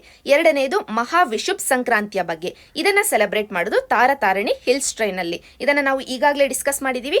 ಈ ತಾರತಾರಿಣಿ ಟೆಂಪಲ್ ಋಷಿಕುಲ್ಯ ನದಿಯ ದಡದ ಹತ್ತಿರವೇ ಇರುವಂತ ಕುಮಾರಿ ಹಿಲ್ಸಿನ ಮೇಲೆಗಡೆ ಲೊಕೇಟ್ ಆಗಿರುವಂತ ಒಂದು ಟೆಂಪಲ್ ಆಗಿದೆ. ಈ ಟೆಂಪಲ್ ಅಲ್ಲಿ ತಾರ ಮತ್ತು ತಾರಿಣಿ ಇಬ್ಬರು ದೇವತೆಗಳು ಇದ್ದಾರೆ. ಈ ಒಂದು ಟೆಂಪಲ್ ಅಲ್ಲೇ ನಾವು ಚೈತ್ರ ಜಾತ್ರವನ್ನ ಸೆಲೆಬ್ರೇಟ್ ಮಾಡ್ತಾರೆ ಅಂತ ನೋಡಿದ್ವಿ. ಈಗ ಮಹಾವಿಷುಬ್ ಸಂಕ್ರಾಂತಿಯನ್ನ ಕೂಡ ಈ ಟೆಂಪಲ್ ಅಲ್ಲೇ ಸೆಲೆಬ್ರೇಟ್ ಮಾಡೋದು, ಇದನ್ನ ಕೂಡ ಈಗ ಕ್ಯಾನ್ಸಲ್ ಮಾಡಲಾಗಿದೆ. ಸೊ ಒಟ್ಟಾರೆಯಾಗಿ ನಮಗೆ ತಾರತಾರಿಣಿ ಟೆಂಪಲ್ ಎಲ್ಲಿದೆ ಮತ್ತು ಇಲ್ಲಿ ಸೆಲೆಬ್ರೇಟ್ ಮಾಡುವಂತ ಈ ಎರಡು ಹಬ್ಬಗಳು ನೆನಪಿದ್ರೆ ಸಾಕಾಗುತ್ತೆ. ಇಷ್ಟು ನಮಗೆ ಓವರಾಲ್ ಈ ಆರ್ಟಿಕಲ್ ನ ಹಿನ್ನೆಲೆಯಲ್ಲಿ ಬೇಕಾದಂತ ಡಿಸ್ಕಷನ್. ಅದೇ ರೀತಿಯಾಗಿ COVID-19 ಔಟ್ ಬ್ರೇಕ್ ಮತ್ತು ಲಾಕ್ಡೌನಿನ ಹಿನ್ನೆಲೆಯಲ್ಲಿ ಒಡಿಶಾದ ಹೆರಿಟೇಜ್ ಕ್ರಾಫ್ಟ್ ಆಗಿರುವಂತಹ ಪಟ್ಟಚಿತ್ರದ ಮೇಲೆ ನೆಗೆಟಿವ್ ಇಂಪ್ಯಾಕ್ಟ್ ಬೀರಿದೆ ಅಂತ ಈ ಆರ್ಟಿಕಲ್ ಹೇಳ್ತಾ ಇದೆ. ಇದರ ಹಿನ್ನೆಲೆಯಲ್ಲಿ ಆರ್ಟ್ ಅಂಡ್ ಕಲ್ಚರ್ ಪರ್ಸ್ಪೆಕ್ಟಿವ್ ಅಲ್ಲಿ ಪಟ್ಟಚಿತ್ರದ ಬಗ್ಗೆ ಕೆಲವೊಂದು ಬೇಸಿಕ್ ಡೀಟೇಲ್ಸ್ ಅನ್ನ ನೋಡಬೇಕು. ಮೊದಲಿಗೆ ಪಟ್ಟಚಿತ್ರ ಒಂದು ಸ್ಕ್ರೋಲ್ ಪೇಂಟಿಂಗ್ ಆಗಿದೆ. ಒಡಿಶಾ ರಾಜ್ಯದಲ್ಲಿ ಕಂಡು ಬರುವಂತಹ oldest most popular art form ಇದಾಗಿದೆ. ಇಲ್ಲಿ ಸ್ಕ್ರೋಲ್ ಪೇಂಟಿಂಗ್ ಅಂದ್ರೆ ಒಂದು ಕಾಟನ್ ಕ್ಯಾನ್ವಾಸಿನ ಮೇಲೆ ಮಾಡುವಂತ ಒಂದು ಪೇಂಟಿಂಗ್. ಅದನ್ನ ನೀವು ಈ ಚಿತ್ರದಲ್ಲಿ ಅಬ್ಸರ್ವ್ ಮಾಡಬಹುದು. ಯಾವ ರೀತಿಯಾಗಿ ಆರ್ಟಿಸ್ಟ್ ಗಳು ಇಲ್ಲಿ ಒಂದು ಕ್ಯಾನ್ವಾಸ್ ಮೇಲೆ ಒಂದು ಕಾಟನ್ ಬಟ್ಟೆಯ ಮೇಲೆ ಪೇಂಟಿಂಗ್ ಅನ್ನ ಮಾಡ್ತಾ ಇದ್ದಾರೆ ಅಂತ. ಇದನ್ನೇ ನಾವು ಸ್ಕ್ರೋಲ್ ಪೇಂಟಿಂಗ್ ಅಂತ ಕರಿತೀವಿ. ಸ್ಕ್ರೋಲ್ ಪೇಂಟಿಂಗ್ ಗಳು ಇಂಡಿಯಾದಲ್ಲಿ ಮೋಸ್ಟ್ ಫೇಮಸ್ ಅಂತಂದ್ರೆ ಒಂದು ಒಡಿಶಾದ ಈ ಪಟ್ಟಚಿತ್ರ. ಎರಡನೆಯದು ವೆಸ್ಟ್ ಬೆಂಗಾಲ್ ಅಲ್ಲಿ ಕಂಡು ಬರುವಂತಹ ಮೋಸ್ಟ್ ಫೇಮಸ್ ಸ್ಕ್ರೋಲ್ ಪೇಂಟಿಂಗ್ ಬಂದು ಕಾಲಿಘಾಟ್ ಪೇಂಟಿಂಗ್ ಅಂತ. ಇದು ವೆಸ್ಟ್ ಬೆಂಗಾಲ್ ಇರುವಂತಹ ಕೋಲ್ಕತ್ತಾ ಸಿಟಿಯಲ್ಲಿರುವಂತಹ ಕಾಲಿ ಟೆಂಪಲ್ ನ ಆಸುಪಾಸಿನಲ್ಲಿ ಕಂಡು ಬರುವಂತಹ ಸ್ಕ್ರೋಲ್ ಪೇಂಟಿಂಗ್ ಆಗಿದೆ. ನಂತರ ಮೂರನೇದಾಗಿ ಆಂಧ್ರ ಮತ್ತು ತೆಲಂಗಾಣ ಏರಿಯಾದಲ್ಲಿ ಕಂಡು ಬರುವಂತಹ ಚೆರಿಯಾಲ್ ಅನ್ನುವಂತ ಸ್ಕ್ರೋಲ್ ಪೇಂಟಿಂಗ್. ಇದರ ಬಗ್ಗೆ ಇನ್ನೂ ಹೆಚ್ಚಿನ ಡೀಟೇಲ್ಸ್ ಅನ್ನು ನಾವು ಪ್ರಿಲಿಮ್ಸ್ ಕ್ವೆಶ್ಚನ್ಸ್ ಗಳನ್ನ ಡಿಸ್ಕಸ್ ಮಾಡ್ತಿರ್ಬೇಕಾದ್ರೆ ನಾಳೆ ಬರುವಂತ ವಿಡಿಯೋದಲ್ಲಿ ಹೆಚ್ಚಿನದಾಗಿ ಡಿಸ್ಕಸ್ ಮಾಡೋಣ. ಈಗ ಸದ್ಯಕ್ಕೆ ಪಟ್ಟಚಿತ್ರ ಪೇಂಟಿಂಗ್ ಬಗ್ಗೆ ಡಿಸ್ಕಸ್ ಮಾಡೋದಾದ್ರೆ, ಇದು ಒಡಿಶಾದಲ್ಲಿ ಕಂಡು ಬರುವಂತ ಸ್ಕ್ರೋಲ್ ಪೇಂಟಿಂಗ್ ಆಗಿದೆ.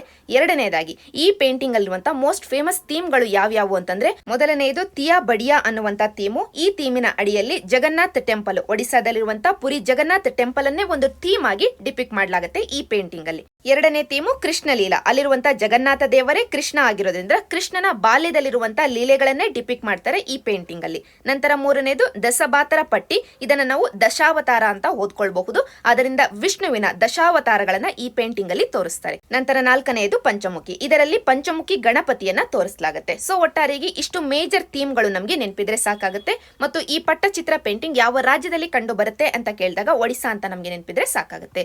ನಂತರ ಇತರ ಸ್ಕ್ರೋಲ್ ಪೇಂಟಿಂಗ್ ಗಳನ್ನ ಕೂಡ ನಾವು ಒಂದು ಕಡೆ ನೋಟ್ ಡೌನ್ ಮಾಡ್ಕೊಂಡಿರ್ಬೇಕು. ಈಗ ತಾನೇ ನಾವು ಡಿಸ್ಕಸ್ ಮಾಡುದುವಲ್ಲ, ಕಾಲಿಘಾಟ್ ಪೇಂಟಿಂಗು ವೆಸ್ಟ್ ಬೆಂಗಾಲ್ ಅಲ್ಲಿ ಕಂಡು ಬರುವಂತದ್ದು, ಚೆರಿಯಾಲ್ ಪೇಂಟಿಂಗು ಆಂಧ್ರ ಮತ್ತು ತೆಲಂಗಾಣ ಏರಿಯಾದಲ್ಲಿ ಕಂಡು ಬರುವಂತದ್ದು. ಇಷ್ಟು ನಮಗೆ ನೆನಪಿದ್ರೆ ಸಾಕಾಗುತ್ತೆ.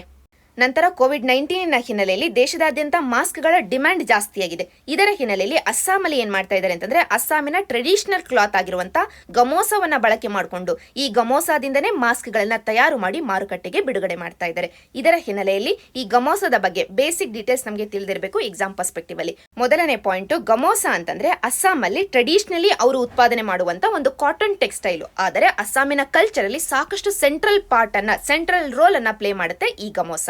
ಈ ಚಿತ್ರದಲ್ಲಿ ನಿಮ್ಗೆ ಅಬ್ಸರ್ವ್ ಮಾಡಿದ್ರೆ ಗೊತ್ತಾಗುತ್ತೆ, ಸಾಕಷ್ಟು ಬಾರಿ ನೀವು ನೋಡಿರ್ತೀರಾ. ಈ ಟವಲ್ ಅನ್ನೇ ಅವರು ಗಮೋಸಾ ಟವಲ್ ಅಂತ ಕರೀತಾರೆ. ಅವರಲ್ಲಿರುವಂತಹ ಕಾಟನ್ ಟೆಕ್ಸ್ಟೈಲ್ ಅನ್ನ ಈ ಟವಲಿನ ರೂಪದಲ್ಲಿ ತಯಾರು ಮಾಡ್ತಾರೆ. ಈಗ ಇದೇ ಗಮೋಸಾ ಟೆಕ್ಸ್ಟೈಲ್ ಅನ್ನ ಬಳಕೆ ಮಾಡಿಕೊಂಡು ಅವರು ಮಾಸ್ಕ್ ಗಳನ್ನ ತಯಾರು ಮಾಡ್ತಾ ಇದ್ದಾರೆ. ಸೊ ಗಮೋಸಾ ಅಂದ್ರೆ ಏನು, ಯಾವ ರಾಜ್ಯದಲ್ಲಿ ಇದು ಕಂಡು ಬರುತ್ತೆ ಅಂತ ನಮಗೆ ತಿಳಿದಿದ್ರೆ ಸಾಕಾಗುತ್ತೆ. ಅಸ್ಸಾಂ ರಾಜ್ಯದಲ್ಲಿ ಕಂಡು ಬರುತ್ತೆ. ಇದು ಅಸ್ಸಾಮಿನ ಕಲ್ಚರ್ ಅಲ್ಲಿ ಸಾಕಷ್ಟು ಸೆಂಟ್ರಲ್ ರೋಲ್ ಅನ್ನ ಪ್ಲೇ ಮಾಡುವಂತ ಒಂದು ಟೆಕ್ಸ್ಟೈಲ್ ಆಗಿದೆ. ಯೂಶಲಿ ಕಾಟನ್ ಟೆಕ್ಸ್ಟೈಲ್ ಇದಾಗಿರುತ್ತೆ. ನಂತರ ಇದೇ ವಾರ ಆರ್ಟ್ ಅಂಡ್ ಕಲ್ಚರ್ ಪರ್ಸ್ಪೆಕ್ಟಿವ್ ಅಲ್ಲಿ ಇನ್ನೊಂದಷ್ಟು ಸುದ್ದಿಯಲ್ಲಿದ್ದವು ಅಂತಂದ್ರೆ, ಮೊದಲನೇದು ರಂಗೋಲಿ ಬಿಹು. ಈ ಹಬ್ಬವನ್ನ ಸೆಲೆಬ್ರೇಟ್ ಮಾಡೋದು ಅಸ್ಸಾಂ ರಾಜ್ಯದಲ್ಲಿ.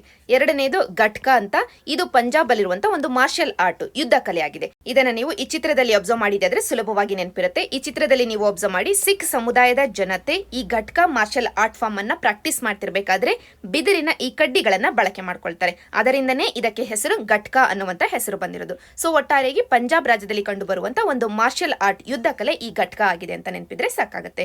ನಂತರ ಕೇರಳ ರಾಜ್ಯ ಇತ್ತೀಚೆಗೆ ಹೇಳುತ್ತೆ ತಮ್ಮಲ್ಲಿ ಟೂರಿಸಂ ಅನ್ನ ಜಾಸ್ತಿ ಮಾಡ್ಲಿಕ್ಕೋಸ್ಕರ ಕಲರಿಪಯಟ್ಟು ಮತ್ತು ಯೋಗವನ್ನ ಬಳಕೆ ಮಾಡ್ಕೊಳ್ತೀನಿ ಅಂತ. ಅದರ ಹಿನ್ನೆಲೆಯಲ್ಲಿ ಕಲರಿಪಯಟ್ಟು ಬಗ್ಗೆ ಮಾತಾಡೋದಾದ್ರೆ, ಇದು ಕೇರಳ ರಾಜ್ಯದಲ್ಲಿ ಕಂಡು ಬರುವಂತ ಒಂದು ಯುದ್ಧ ಕಲೆ ಆಗಿದೆ. ಇದು ಸಂಗಮ್ ಏಜ್ ಅಲ್ಲೇ ಸಾಕಷ್ಟು ಫೇಮಸ್ ಆಗಿತ್ತು ಅನ್ನುವಂತ ಪುರಾವೆಗಳು ಕೂಡ ಸಿಗ್ತವೆ. ಆದ್ರಿಂದ ಸಾಕಷ್ಟು ಹಳೆಯದಾದಂತ ಒಂದು ಯುದ್ಧ ಕಲೆ ಇದಾಗಿದೆ. ಇದನ್ನ ಕೂಡ ಈ ಚಿತ್ರದಲ್ಲಿ ಅಬ್ಸರ್ವ್ ಮಾಡಬಹುದು. ಈ ಒಂದು ಕಲರಿಪಯಟ್ಟು ಅನ್ನ ಈಗ ಕೇರಳ ಟೂರಿಸಂ ಅನ್ನ ಡೆವಲಪ್ ಮಾಡ್ಲಿಕ್ಕೋಸ್ಕರ ಬಳಕೆ ಮಾಡ್ಕೊಳ್ತಾ ಇದೆ. ನಂತರ ಯೋಗ, ಇದರ ಬಗ್ಗೆ ಹೆಚ್ಚಿನ ಎಕ್ಸ್ಪ್ಲನೇಷನ್ ಏನು ಬೇಡ. ಆದರೆ ಒಂದು ಪಾಯಿಂಟ್ ನಮಗೆ ನೆನಪಿರಬೇಕಾಗಿರೋದು ಅಂತಂದ್ರೆ, ಯುನೆಸ್ಕೋ ಅಡಿಯಲ್ಲಿ ಇಂಟ್ಯಾಂಜಿಬಲ್ ಹೆರಿಟೇಜ್ ಅಂಶ ಈ ಯೋಗ ಆಗಿದೆ. ಇತ್ತೀಚೆಗೆ ಆಡ್ ಮಾಡಲಾಯಿತು ಯೋಗವನ್ನ ಯುನೆಸ್ಕೋದ ಇಂಟ್ಯಾಂಜಿಬಲ್ ಹೆರಿಟೇಜ್ ಲಿಸ್ಟಿನ ಅಡಿಯಲ್ಲಿ. ಇಷ್ಟು ನೆನಪಿದ್ರೆ ಸಾಕಾಗುತ್ತೆ ಈ ಆರ್ಟಿಕಲ್ಗಳ ಹಿನ್ನೆಲೆಯಲ್ಲಿ. ನಂತರ ಇದೇ ವಾರ ಪಂಜಾಬ್ ಏರಿಯಾದಲ್ಲಿ ಕಂಡು ಬರುವಂತ ನಿಹಾಂಗ್ ಸಮುದಾಯ ಸುದ್ದಿಯಲ್ಲಿತ್ತು. ಯಾಕೆ ಸುದ್ದಿಯಲ್ಲಿತ್ತು ಅಷ್ಟೇನು ಇಂಪಾರ್ಟೆಂಟ್ ಅಲ್ಲ, ಆದರೆ ಪ್ರಿಲಿಮ್ಸ್ ಪರ್ಸ್ಪೆಕ್ಟಿವ್ ಅಲ್ಲಿ ಈ ನಿಹಾಂಗ್ ಸಮುದಾಯದ ಬಗ್ಗೆ ಕೆಲವೊಂದು ಬೇಸಿಕ್ ಡೀಟೇಲ್ಸ್ ನಮಗೆ ತಿಳಿದಿರಬೇಕು. ಮೊದಲನೇದಾಗಿ, ಈ ನಿಹಾಂಗ್ ಸಮುದಾಯ ಸಿಕ್ಕಿಸಂ ಅಲ್ಲಿ ಕಂಡು ಬರುವಂತ ಒಂದು ವಾರಿಯರ್ ಗ್ರೂಪ್ ಆಗಿದೆ. ಅಂದ್ರೆ ಯೋಧರ ಗುಂಪು ಈ ನಿಹಾಂಗ್ ಸಮುದಾಯ ಆಗಿದೆ. ಇದರ ಮೂಲ ಎಲ್ಲಿದೆ ಅಂತ ನೋಡಿದ್ರೆ, ಗುರು ಗೋವಿಂದ ಸಿಂಗ್ ಅವರು ಈ ಒಂದು ಸಮುದಾಯವನ್ನ ಹುಟ್ಟು ಹಾಕಿದ್ರು ಅಂತ ಹೇಳಲಾಗುತ್ತೆ. ಗುರು ಗೋವಿಂದ ಸಿಂಗ್ ಅವರು ಆ ಸಂದರ್ಭದಲ್ಲಿ ಸಿಕ್ಕಿಸಂಗೆ ಆಗ್ತಾ ಇರುವಂತಹ ತೊಂದರೆಗಳು ಮತ್ತು ಥ್ರೆಟ್ ಗಳನ್ನ ಗಮನದಲ್ಲಿ ಕೊಂಡು ಈ ನಿಹಾಂಗ್ ಅನ್ನುವಂತ ಒಂದು ಗುಂಪನ್ನ ಸೃಷ್ಟಿಸ್ತಾರೆ. ಇವರನ್ನ, ಈ ನಿಹಾಂಗ್ ಸಮುದಾಯದ ಜನತೆಯನ್ನ ನಾವು ಸುಲಭವಾಗಿ ಗುರುತಿಸಬಹುದು. ಅವರ ಡ್ರೆಸ್ಸಿಂಗ್ ಸ್ಟೈಲ್ ಅನ್ನ ನೋಡಿ. ಯೂಶಲಿ ಅವರು ಈ ಬ್ಲೂ ಕಲರ್ ಕ್ಲಾತ್ ಅನ್ನ ಹಾಕೊಂಡಿರ್ತಾರೆ ಮತ್ತು ಆಯುಧಗಳನ್ನ ಕೈಯಲ್ಲಿ ಇಟ್ಕೊಂಡಿರ್ತಾರೆ. ಇವರು ಇವತ್ತಿಗಿಂತನೂ ಹಿಸ್ಟ್ರಿಯಲ್ಲಿ ಸಾಕಷ್ಟು ಫೇಮಸ್ ಆಗಿದ್ದಾರೆ, ಸಾಕಷ್ಟು ಕೊಡುಗೆಗಳನ್ನ ಕೊಟ್ಟಿದ್ದಾರೆ. ಈ ಕೊಡುಗೆಗಳನ್ನ ನಾವು ನೆನಪಿಟ್ಕೊಳ್ಬೇಕು. ಮೊದಲನೇದಾಗಿ, ಮೊಘಲ್ ಎರಾದ ಸಂದರ್ಭದಲ್ಲಿ ಸಿಕ್ಕಿಸಂಗೆ ಆಗ್ತಾ ಇರುವಂತಹ ತೊಂದರೆಗಳಿಂದ ಸಿಕ್ಕಿಸಂ ಅನ್ನ ಕಾಪಾಡುವಲ್ಲಿ ಸಾಕಷ್ಟು ಇಂಪಾರ್ಟೆಂಟ್ ರೋಲ್ ಅನ್ನ ಇವರು ಪ್ಲೇ ಮಾಡ್ತಾರೆ. ಎರಡನೇದಾಗಿ, ಅಫ್ಘಾನಿಸ್ತಾನಿಂದ ಬಂದಂತ ಇನ್ವೇಡರ್ ಅಹಮದ್ ಶಾ ದುರಾನಿಯ ಸಂದರ್ಭದಲ್ಲಿ ಕೂಡ ಸಿಖ್ ಪೀಪಲ್ ಅನ್ನ ಸಾಕಷ್ಟು ಡಿಫೆಂಡ್ ಮಾಡುವಲ್ಲಿ ಇಂಪಾರ್ಟೆಂಟ್ ರೋಲ್ ಅನ್ನ ಪ್ಲೇ ಮಾಡ್ತಾರೆ ಈ ನಿಹಾಂಗರು. ಆದರೆ ನಂತರ ಬ್ರಿಟಿಷ್ ಎರಾದ ಸಂದರ್ಭದಲ್ಲಿ ಗೋಲ್ಡನ್ ಟೆಂಪಲ್ ಮತ್ತು ಈ ಪಂಜಾಬ್ ಏರಿಯಾವನ್ನ ಬ್ರಿಟಿಷ್ ಅಥಾರಿಟಿಗಳು ತಮ್ಮ ಕೈ ಕೆಳಗೆ ತಗೊಂಡಾಗ ಈ ನಿಹಾಂಗರ ರೋಲ್ ಕಡಿಮೆ ಆಗ್ತಾ ಬರುತ್ತೆ. ಅವರು ತಮ್ಮ ಫೇಮ್ ಅನ್ನ ಕಳ್ಕೊಳ್ತಾ ಬರ್ತಾರೆ. ನಂತರ ಇನ್ನೊಂದು ಪಾಯಿಂಟ್ ಅಂತಂದ್ರೆ, ಕೇವಲ ಯುದ್ಧವನ್ನ ಮಾಡೋದು ಅಷ್ಟೇ ಅಲ್ಲ, ಧರ್ಮದ ವಿಷಯದಲ್ಲಿ ಕೂಡ ಇವರು ತಮ್ಮದೇ ಆದ ರೋಲ್ ಅನ್ನ ಪ್ಲೇ ಮಾಡ್ತಾರೆ. ಅಮೃತ್ಸರ್ ಅಲ್ಲಿರುವಂತಹ ಅಕಾಲ್ ಬುಂಗಾ ಅಥವಾ ಇವತ್ತು ನಾವು ಅಕಾಲ್ ತಖ್ತ್ ಅಂತ ಕರಿತೀವಿ, ಇದರ ಮುಖಾಂತರವಾಗಿ ಸಿಕ್ಕಿಸಂ ರಿಲಿಜಿಯಸ್ ಅಫೇರ್ಸ್ ಗಳ ವಿಷಯವಾಗಿ ಸಾಕಷ್ಟು ತಮ್ಮದೇ ಆದಂತ ಕಂಟ್ರೋಲ್ ಅನ್ನ ಇವರು ಹೊಂದಿದ್ದಾರೆ. ಇಷ್ಟು ಬೇಸಿಕ್ ಡೀಟೇಲ್ಸ್ ನಮಗೆ ನಿಹಾಂಗರ ಬಗ್ಗೆ ತಿಳಿದಿದ್ರೆ ಸಾಕಾಗುತ್ತೆ. ನಂತರ ಇದೇ ವಾರ ಏಪ್ರಿಲ್ 13ನೇ ತಾರೀಕು ಜಲಿಯನ್ ವಾಲಾಬಾಗ್ ಮಸಾಕರ್ ಆಗಿ 101 ವರ್ಷಗಳು ಆಗ್ತಾ ಇದೆ. ಅದರ ಹಿನ್ನೆಲೆಯಲ್ಲೇ ಈ ಆರ್ಟಿಕಲ್ ಅನ್ನು ಕೊಟ್ಟಿದ್ರು. ನಾವು ಪ್ರಿಲಿಮ್ಸ್ ಅಲ್ಲಿ ಒಂದು ಕ್ವೆಶ್ಚನ್ ಅನ್ನು ಕೂಡ ಎಕ್ಸ್ಪೆಕ್ಟ್ ಮಾಡಬಹುದು. ಮತ್ತು ಎರಡನೇ ಕರೆಂಟ್ ಅಫೇರ್ ಈ ವರ್ಷದಲ್ಲಿ ಸುದ್ದಿಯಲ್ಲಿದ್ದದ್ದು ಅಂತಂದ್ರೆ, ಈ ಜಲಿಯನ್ ವಾಲಾಬಾಗ್ ಮೆಮೋರಿಯಲ್ ಟ್ರಸ್ಟ್ ಗೆ ಅಮೆಂಡ್ಮೆಂಟ್ ಅನ್ನ ತಗೊಂಡು ಬಂತು ಸೆಂಟ್ರಲ್ ಗವರ್ನಮೆಂಟ್. ಈ ಅಮೆಂಡ್ಮೆಂಟಿನ ಬಗ್ಗೆ ನಾಳೆ ವಿಡಿಯೋದಲ್ಲಿ ಡಿಸ್ಕಸ್ ಮಾಡೋಣ. ಇವತ್ತಿನ ಈ ವಿಡಿಯೋದಲ್ಲಿ ಸದ್ಯಕ್ಕೆ ನಾವು ಜಲಿಯನ್ ವಾಲಾಬಾಗ್ ಮಸಾಕರ್ ಬಗ್ಗೆ ಬೇಸಿಕ್ ಡೀಟೇಲ್ಸ್ ಅನ್ನ ಡಿಸ್ಕಸ್ ಮಾಡೋಣ. ಮೊದಲಿಗೆ ವರ್ಲ್ಡ್ ವಾರ್ 1 ಆಗುತ್ತೆ 1914 ಇಂದ 1918 ವರೆಗೂ. ಆ ಸಂದರ್ಭದಲ್ಲಿ ಬ್ರಿಟನ್ಗೆ ಇಂಡಿಯಾ ಸಪೋರ್ಟ್ ಅನ್ನ ಮಾಡುತ್ತೆ. ಇಂಡಿಯನ್ ಸಪೋರ್ಟ್ ಮಾಡ್ತಾರೆ, ಕಂಪ್ಲೀಟ್ಲಿ ಸಪೋರ್ಟ್ ಮಾಡ್ತಾರೆ ವರ್ಲ್ಡ್ ವಾರ್ 1 ಸಂದರ್ಭದಲ್ಲಿ. ಏನಂತ ಅನ್ಕೊಂಡು ವರ್ಲ್ಡ್ ವಾರ್ 1 ಮುಗೀತು ಅಂತಂದ್ರೆ ನಾವು ಕೊಟ್ಟಿರುವಂತಹ ಸಪೋರ್ಟ್ಗೆ ಬ್ರಿಟನ್ ವಾಪಸ್ಸು ನಮಗೆ ಒಂದಷ್ಟು ಫ್ರೀಡಮ್ ಅನ್ನ ಕೊಡುತ್ತೆ ಅನ್ನುವಂತ ಎಕ್ಸ್ಪೆಕ್ಟೇಷನ್ ಆಧಾರದ ಮೇಲೆ ಸಪೋರ್ಟ್ ಅನ್ನ ಮಾಡ್ತಾರೆ ಇಂಡಿಯನ್ಸ್. ಆದರೆ ಯುದ್ಧ ಮುಗಿದ ನಂತರ ನಾವು ಅಂದುಕೊಂಡ ರೀತಿಯಲ್ಲಿ ಆಗೋದಿಲ್ಲ. ಯುದ್ಧ ಮುಗಿದ ಇಮಿಡಿಯೇಟ್ಲಿ ಬ್ರಿಟನ್ ತನ್ನ ಕಡೆಯಿಂದ ರೌಲತ್ ಆಕ್ಟ್ ಅನ್ನ ತಗೊಂಡ್ ಬರುತ್ತೆ. The anarchical and revolutionary crimes act ಅಂತ, ಇದನ್ನ ನಾವು ರೌಲತ್ ಆಕ್ಟ್ ಅಂತ ಕೂಡ ಕರಿತೀವಿ.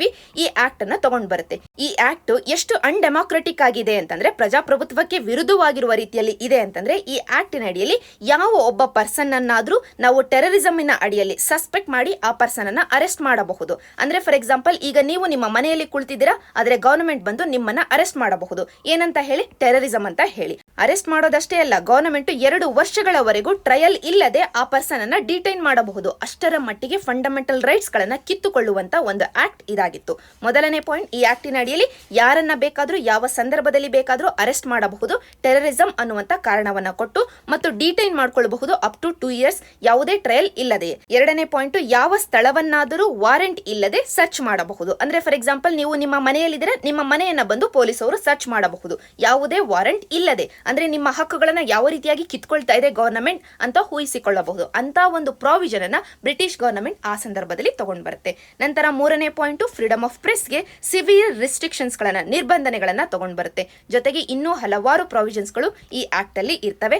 ಆದ್ರಿಂದನೇ ಆ ಸಂದರ್ಭದಲ್ಲಿ ಇದ್ದಂತ ಸೆಂಟ್ರಲ್ ಲೆಜಿಸ್ಲೇಟಿವ್ ಕೌನ್ಸಿಲ್ ಅಲ್ಲಿದ್ದಂತ ಎಲ್ಲಾ ಇಂಡಿಯನ್ ಮೆಂಬರು ಈ ಆಕ್ಟ್ ಅನ್ನ ಅಪೋಸ್ ಮಾಡ್ತಾರೆ. ಅಪೋಸ್ ಮಾಡಿದ್ರು ಕೂಡ ಗವರ್ನಮೆಂಟ್ ಇದನ್ನ ತಗೊಂಡ್ ಬರುತ್ತೆ. ಇದನ್ನ ಸಿಂಪಲ್ ಟರ್ಮ್ಸ್ ಅಲ್ಲಿ ಹೇಳೋದಾದ್ರೆ, ಇವತ್ತೇನಾದ್ರೂ ಈ ಆಕ್ಟ್ ಅನ್ನ ತಂದಿದ್ರೆ ಪಾರ್ಲಿಮೆಂಟ್, ಎಂಟೈರ್ ಪಾರ್ಲಿಮೆಂಟ್ ಅಪೋಸ್ ಮಾಡಿದ್ರು ಕೂಡ ಗವರ್ನಮೆಂಟ್ ಈ ಕಾನೂನನ್ನ ತಂದ ಹಾಗೆ. ಆ ರೀತಿಯಾಗಿ ಆ ಸಂದರ್ಭದಲ್ಲಿ ಇದ್ದಂತ ಕಾನೂನನ್ನ ಮಾಡ್ತಾ ಇದ್ದಂತ ಸೆಂಟ್ರಲ್ ಲೆಜಿಸ್ಲೇಟಿವ್ ಕೌನ್ಸಿಲ್ ಅಪೋಸ್ ಮಾಡ್ತು. ಆದ್ರೂ ಕೂಡ ಬ್ರಿಟಿಷ್ ಇಂಡಿಯನ್ ಗವರ್ನಮೆಂಟ್ ಈ ಆಕ್ಟ್ ಅನ್ನ ತಗೊಂಡ್ ಬಂತು. ಇದು ಮೊದಲನೇ ಪಾಯಿಂಟ್. ನಾವು ವರ್ಲ್ಡ್ ವಾರ್ 1 ಅಲ್ಲಿ ಬ್ರಿಟಿಷ್ ಅವರಿಗೆ ಕೊಟ್ಟಂತ ಸಪೋರ್ಟ್ಗೆ ಬ್ರಿಟಿಷರು ವಾಪಸ್ಸು ನಮಗೆ ಕೊಟ್ಟದ್ದು ರೌಲತ್ ಆಕ್ಟ್. ಅದಕ್ಕೋಸ್ಕರ ಇಂಡಿಯನ್ಸ್ ಯಾವ ರೀತಿಯಾಗಿ ರೆಸ್ಪಾಂಡ್ ಮಾಡ್ತಾರೆ, ಇಮಿಡಿಯೇಟ್ಲಿ BN ಶರ್ಮಾ ಅವರು ಇಂಪೀರಿಯಲ್ ಲೆಜಿಸ್ಲೇಟಿವ್ ಕೌನ್ಸಿಲ್ ಅಲ್ಲಿ ಇವರು ಮೆಂಬರ್ ಆಗಿದ್ರು, ತಮ್ಮ ಆಫೀಸ್ ಇಂದ ರಿಸೈನ್ ಮಾಡ್ತಾರೆ. ಎರಡನೆಯದಾಗಿ ಮದ್ರಾಸ್ ಸತ್ಯಾಗ್ರಹ ಸಭಾ, ರಾಜಗೋಪಾಲಾಚಾರಿ ಮತ್ತಿತರ ಲೀಡರ್ಸ್ ಇದ್ದಂತ ಸಭಾ, ಇದು ಈ ಒಂದು ಆಕ್ಟ್ ಅನ್ನ ಅಪೋಸ್ ಮಾಡುತ್ತೆ. ಮೂರನೇದಾಗಿ ಗಾಂಧೀಜಿ ಅವರು ರೌಲತ್ ಸತ್ಯಾಗ್ರಹವನ್ನ ಆರ್ಗನೈಸ್ ಮಾಡ್ತಾರೆ.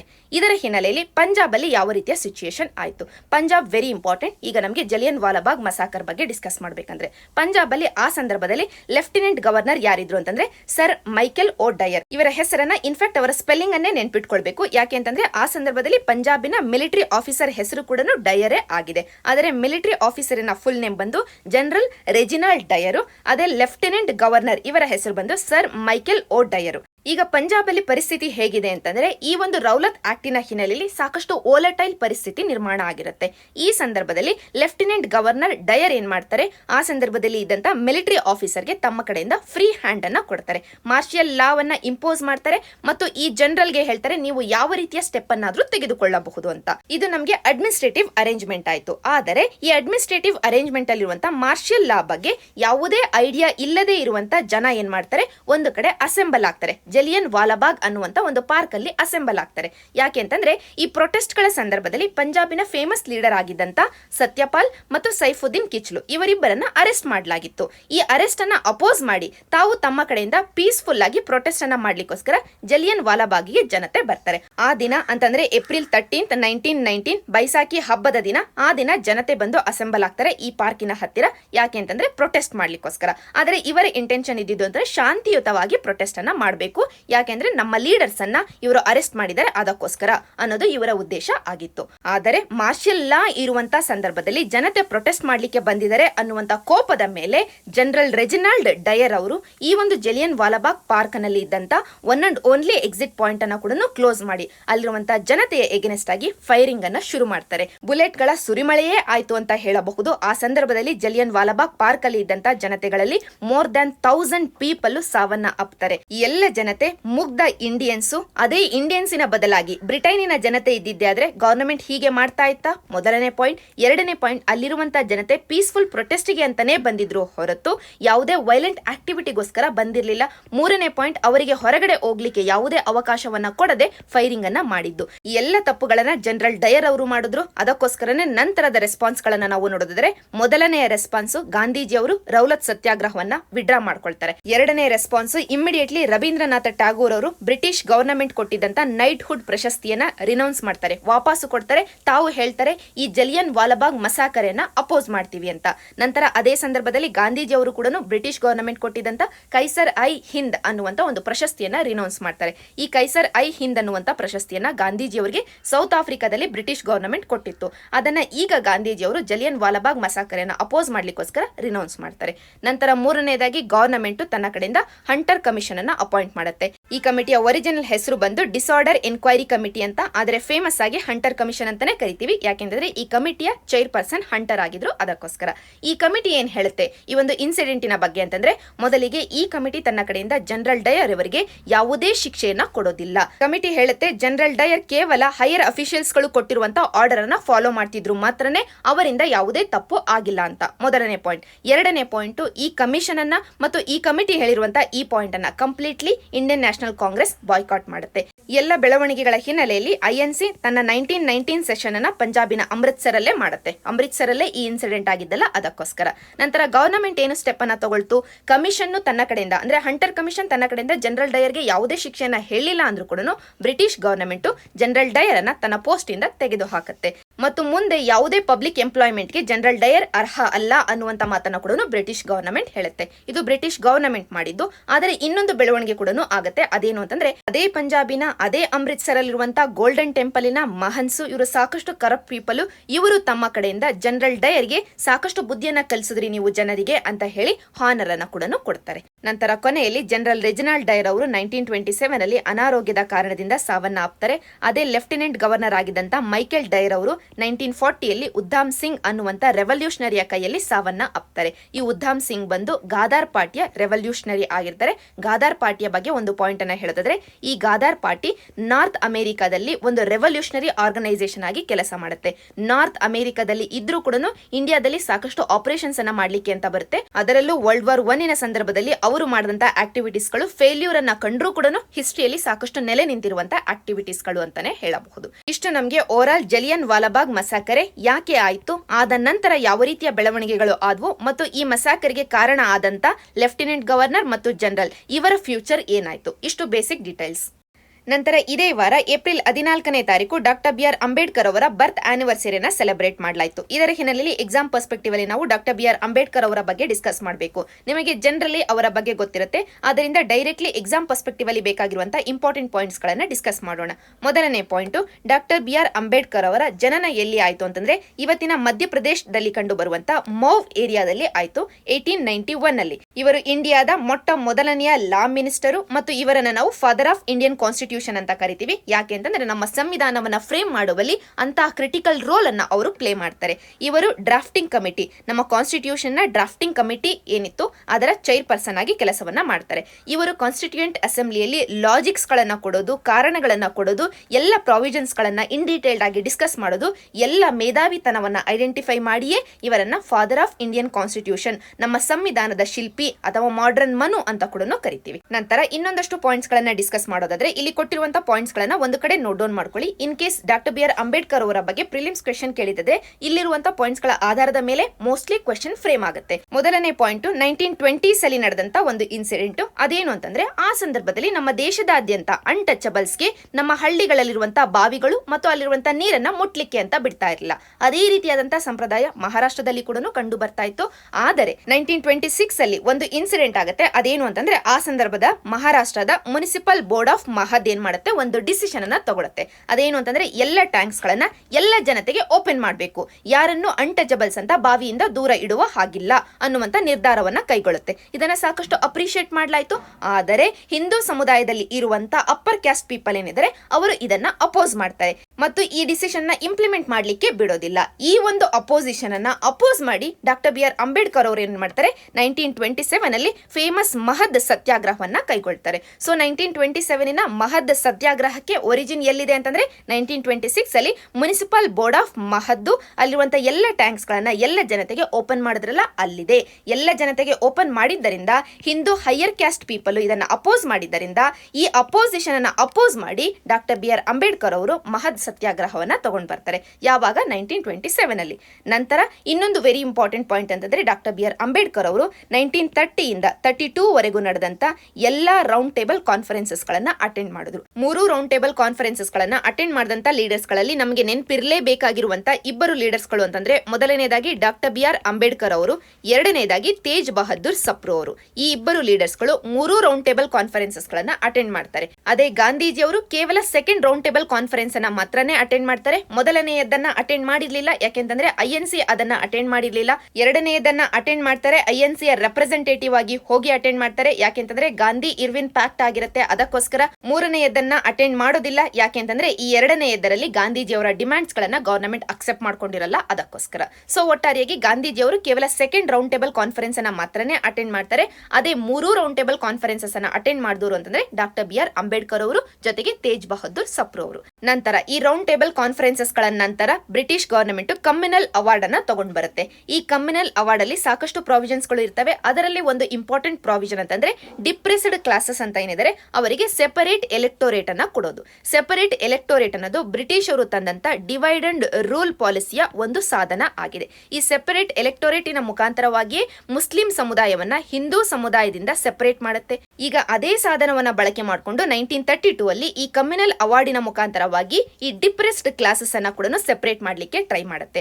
ಆದ್ದರಿಂದನೇ ಗಾಂಧೀಜಿಯವರು ಇದನ್ನ ಅಪೋಸ್ ಮಾಡ್ತಾರೆ, ಫಾಸ್ಟಿಂಗ್ ಅನ್ನ ಕೂಡ ಶುರು ಮಾಡ್ತಾರೆ. ಆದ್ದರಿಂದ ಗಾಂಧೀಜಿಯವರ ಜೊತೆಗೆ ಮಾತುಕತೆಯನ್ನ ಆಡ್ಲಿಕ್ಕೋಸ್ಕರ ಡಾಕ್ಟರ್ ಬಿ ಆರ್ ಅಂಬೇಡ್ಕರ್ ಅವರು ಹೋಗ್ತಾರೆ. ಈ ಮಾತುಕತೆಯ ಸಂದರ್ಭದಲ್ಲಿ ಡಿಪ್ರೆಸ್ಡ್ ಕ್ಲಾಸಸ್ಗೆ ಕೊಟ್ಟಿರುವಂತಹ ಸೆಪರೇಟ್ ಎಲೆಕ್ಟೋರೇಟ್ ಅನ್ನ ತಿರಸ್ಕಾರ ಮಾಡೋಣ, ಆದರೆ ಡಿಪ್ರೆಸ್ಡ್ ಕ್ಲಾಸಸ್ಗೆ ಇವತ್ತು ಪ್ರೊಟೆಕ್ಷನ್ ಬೇಕಾಗಿದೆ, ಅದಕ್ಕೋಸ್ಕರ ಒಂದು ಪ್ಯಾಕ್ಟ್ ಅನ್ನ ತರೋಣ ಅಂತ ಡಾಕ್ಟರ್ ಬಿ ಆರ್ ಅಂಬೇಡ್ಕರ್ ಅವರು ಗಾಂಧೀಜಿಯವರ ಜೊತೆಗೆ ಪೂನಾ ಪ್ಯಾಕ್ಟ್ ಅನ್ನ ತಗೊಂಡ್ ಬರ್ತಾರೆ. ಈ ಪೂನಾ ಪ್ಯಾಕ್ಟ್ ಏನ್ ಹೇಳುತ್ತೆ ಅಂದ್ರೆ ಡಿಪ್ರೆಸ್ಡ್ ಕ್ಲಾಸಿಗೆ ಈ ಸೆಪರೇಟ್ ಎಲೆಕ್ಟೋರೇಟ್ ಏನೋ ಬೇಡ, ಆದರೆ ಅವರಿಗೆ ಪ್ರೊಟೆಕ್ಷನ್ ಬೇಕಾಗಿದೆ, ಅವರ ರೆಪ್ರೆಸೆಂಟೇಷನ್ ಅನ್ನ ಪ್ರತಿನಿಧಿತ್ವವನ್ನ ಜಾಸ್ತಿ ಮಾಡಬೇಕಾಗಿದೆ, ಅದಕ್ಕೋಸ್ಕರ ಅವರಿಗೆ ಕೊಟ್ಟಿರುವಂತಹ ಮೀಸಲಾತಿಯನ್ನ ಜಾಸ್ತಿ ಮಾಡೋಣ ಅನ್ನುವಂತ ನಿರ್ಧಾರವನ್ನ ಕೈಗೊಳ್ಳಲಾಯಿತು. ಸೆಂಟ್ರಲ್ ಲೆಜಿಸ್ಲೇಚರ್ ಅಲ್ಲಿ 18% ಮೀಸಲಾತಿಯನ್ನ ಕೊಡಲಾಯಿತು. ಅದೇ ರೀತಿಯಾಗಿ ಪ್ರೊವಿನ್ಷಿಯಲ್ ಲೆಜಿಸ್ಲೇಚರ್ ಅಲ್ಲಿ ಅಂದ್ರೆ ರಾಜ್ಯಗಳ ಹಂತದಲ್ಲಿರುವಂತಹ ಶಾಸಕಾಂಗದಲ್ಲಿ 71 ಸೀಟ್ಸ್ ಗಳನ್ನ ಬ್ರಿಟಿಷ್ ಗವರ್ನಮೆಂಟ್ ಕೊಟ್ಟಿತ್ತು. ಅದರ ಬದಲಿಗೆ 147 ಸೀಟ್ಸ್ ಗಳನ್ನ ಕೊಡೋಣ, ಮೀಸಲಾತಿಯಾಗಿ ಕೊಡೋಣ ಅನ್ನುವಂತ ನಿರ್ಧಾರವನ್ನ ಕೈಗೊಳ್ಳಲಾಯಿತು. ಅಂದ್ರೆ ಸೆಪರೇಟ್ ಎಲೆಕ್ಟೋರೇಟ್ ಅನ್ನ ತೆಗೆಯಲಾಯಿತು, ಮೀಸಲಾತಿಯನ್ನ ಜಾಸ್ತಿ ಮಾಡಲಾಯಿತು. ಸೊ ಒಟ್ಟಾರೆಯಾಗಿ ಈ ಪೂನಾ ಪ್ಯಾಕ್ಟಿನ ಮುಖಾಂತರವಾಗಿ ಬ್ರಿಟಿಷ್ ಅವರು ತಂದಂತ ಈ ಡಿವೈಡ್ ಅಂಡ್ ರೂಲಿನ ಕಮ್ಯುನಲ್ ಅವಾರ್ಡ್ಗೆ ಒಂದು ಒಳ್ಳೆಯ ರೆಸ್ಪಾನ್ಸ್ ಅನ್ನ ಇಂಡಿಯನ್ಸ್ ಕೊಟ್ಟ ಹಾಗೇನೋ ಆಯ್ತು. ಅದಕ್ಕಿಂತನೂ ಇಂಪಾರ್ಟೆಂಟ್ ಒಂದು ಅಂಶ ಅಂತಂದ್ರೆ ಈ ಪೂನಾ ಪ್ಯಾಕ್ಟ್ ಇಂದಾಗಿ ಇಂಡಿಯನ್ಸ್, ಅದರಲ್ಲೂ ಸ್ಪೆಸಿಫಿಕ್ ಆಗಿ INC ಅಕ್ಸೆಪ್ಟ್ ಮಾಡ್ಕೊಳ್ಳುತ್ತೆ.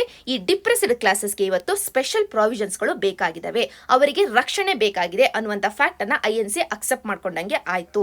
ಈ ಪೂನಾ ಪ್ಯಾಕ್ಟಿನ ಒಂದು ಫಲಿತಾಂಶವೇ ನಂತರ ನಾವು ಸಂವಿಧಾನವನ್ನ ಸೃಷ್ಟಿಸಿದಾಗ ಡಿಪ್ರೆಸ್ಡ್ ಕ್ಲಾಸಸ್ಗೆ ಕೊಟ್ಟಿದ್ದಂತ ಮೀಸಲಾತಿಗಳು ಮತ್ತು ಇತರ ಸ್ಪೆಷಲ್ ಪ್ರಾವಿಷನ್ಸ್ ಗಳು. ಸೊ ಒಟ್ಟಾರೆಯಾಗಿ ಪೂನಾ ಪ್ಯಾಕ್ಟ್ ಅಷ್ಟು ಸಕ್ಸಸ್ಫುಲ್ ಆಗ್ಲಿಕ್ಕೆ ಕಾರಣ ಅಂತಂದ್ರೆ ಡಾಕ್ಟರ್ ಬಿ ಆರ್ ಅಂಬೇಡ್ಕರ್ ಅವರು. ನಂತರ ಡಾಕ್ಟರ್ ಬಿ ಆರ್ ಅಂಬೇಡ್ಕರ್ ಅವರು ಬ್ರಿಟಿಷ್ ಗವರ್ನಮೆಂಟ್ 1926 ಅಲ್ಲಿ ತಂದಂತ ಹಿಲ್ಟನ್ ಯಂಗ್ ಕಮಿಷನ್ ಅಂತ ಒಂದು ಕಮಿಷನ್, ಬ್ರಿಟಿಷ್ ಎಂಪೈರ್ ಅಲ್ಲಿರುವಂತಹ ಎಕಾನಮಿಯ ವಿಷಯವಾಗಿ ಈ ಕಮಿಷನ್ ನ ಬ್ರಿಟಿಷ್ ಗವರ್ನಮೆಂಟ್ ತಂದಿತ್ತು.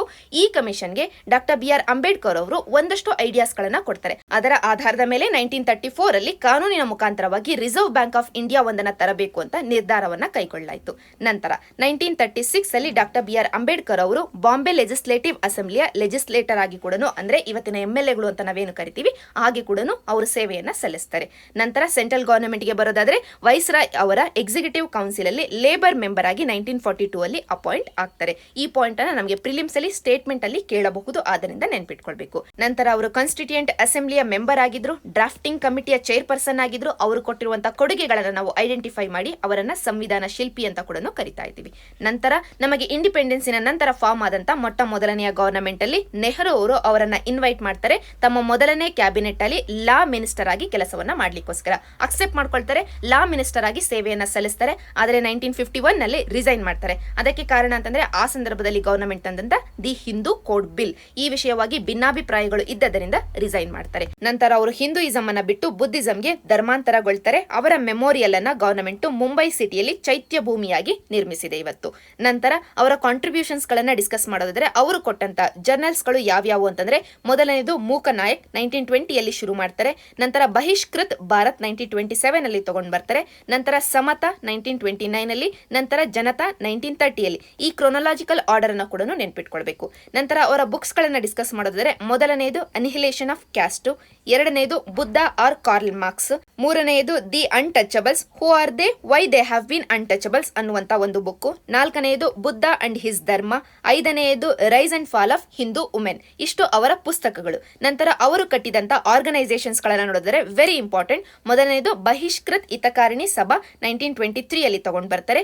ಎರಡನೆಯದು ಇಂಡಿಪೆಂಡೆಂಟ್ ಲೇಬರ್ ಪಾರ್ಟಿ 1936 ಅಲ್ಲಿ ತರ್ತಾರೆ. ಮೂರನೆಯದು ಶೆಡ್ಯೂಲ್ ಕ್ಯಾಸ್ಟ್ ಫೆಡರೇಷನ್ 1942 ಅಲ್ಲಿ ತರ್ತಾರೆ. ಇಷ್ಟನ್ನು ನೆನ್ಪಿಟ್ಕೊಳ್ಬೇಕು ಡಾಕ್ಟರ್ ಬಿ ಆರ್ ಅಂಬೇಡ್ಕರ್ ಅವರ ಬಗ್ಗೆ. ನಂತರ central government doctor B R Ambedkar ಅವರ ನೆನಪಿನಲ್ಲೇ ಒಂದು ಇನಿಷಿಯೇಟಿವ್ ಅನ್ನ ತಗೊಂಡ್ ಬಂದಿದೆ, ಅದೇ ಪಂಚತೀರ್ಥ ಇನಿಷಿಯೇಟಿವ್. ಇದರ ಅಡಿಯಲ್ಲಿ 5 ಪ್ಲೇಸಸ್ ಗಳನ್ನ ಇನ್ಕ್ಲೂಡ್ ಮಾಡಲಾಗಿದೆ ಒಂದು ಸರ್ಕ್ಯೂಟಿನ ರೂಪದಲ್ಲಿ.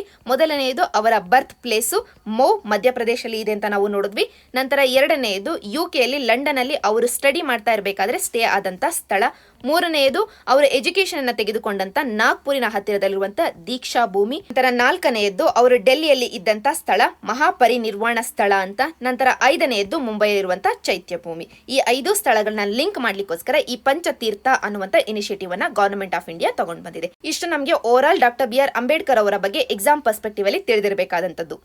ನಂತರ ನಾವು ಎನ್ವಿರಾನ್ಮೆಂಟ್ ಸೆಕ್ಷನ್ ಗೆ ಶಿಫ್ಟ್ ಆಗೋದ್ರೆ ಈ ಆರ್ಟಿಕಲ್ ಅಲ್ಲಿ ಆಂಧ್ರ ಪ್ರದೇಶದಲ್ಲಿರುವಂತಹ ಕೌಂಡಿನ್ಯ ವೈಲ್ಡ್ ಲೈಫ್ ಸ್ಯಾಂಚುರಿಯ ಬಗ್ಗೆ ಮಾತಾಡ್ತಾ ಇದೆ. ಈ ಕೌಂಡಿನ್ಯ ವೈಲ್ಡ್ ಲೈಫ್ ಸ್ಯಾಂಚುರಿಯ ಬಗ್ಗೆ ಒಂದೇ ಒಂದು ಪಾಯಿಂಟ್ ನಮಗೆ ತಿಳಿದಿರಬೇಕಾದಂತದ್ದು ಅಂತಂದ್ರೆ ಈ ವೈಲ್ಡ್ ಲೈಫ್ ಸ್ಯಾಂಚುರಿ ನಮಗೆ ಆಂಧ್ರ ಪ್ರದೇಶದಲ್ಲಿ ಕಂಡು ಬರುತ್ತೆ ಮತ್ತು ಈ ವೈಲ್ಡ್ ಲೈಫ್ ಸ್ಯಾಂಚುರಿಯಲ್ಲಿ ಏಷ್ಯನ್ ಎಲಿಫೆಂಟ್ಸ್ ಗಳನ್ನ ನಾವು ಕಾಣಬಹುದು ಅಂತ.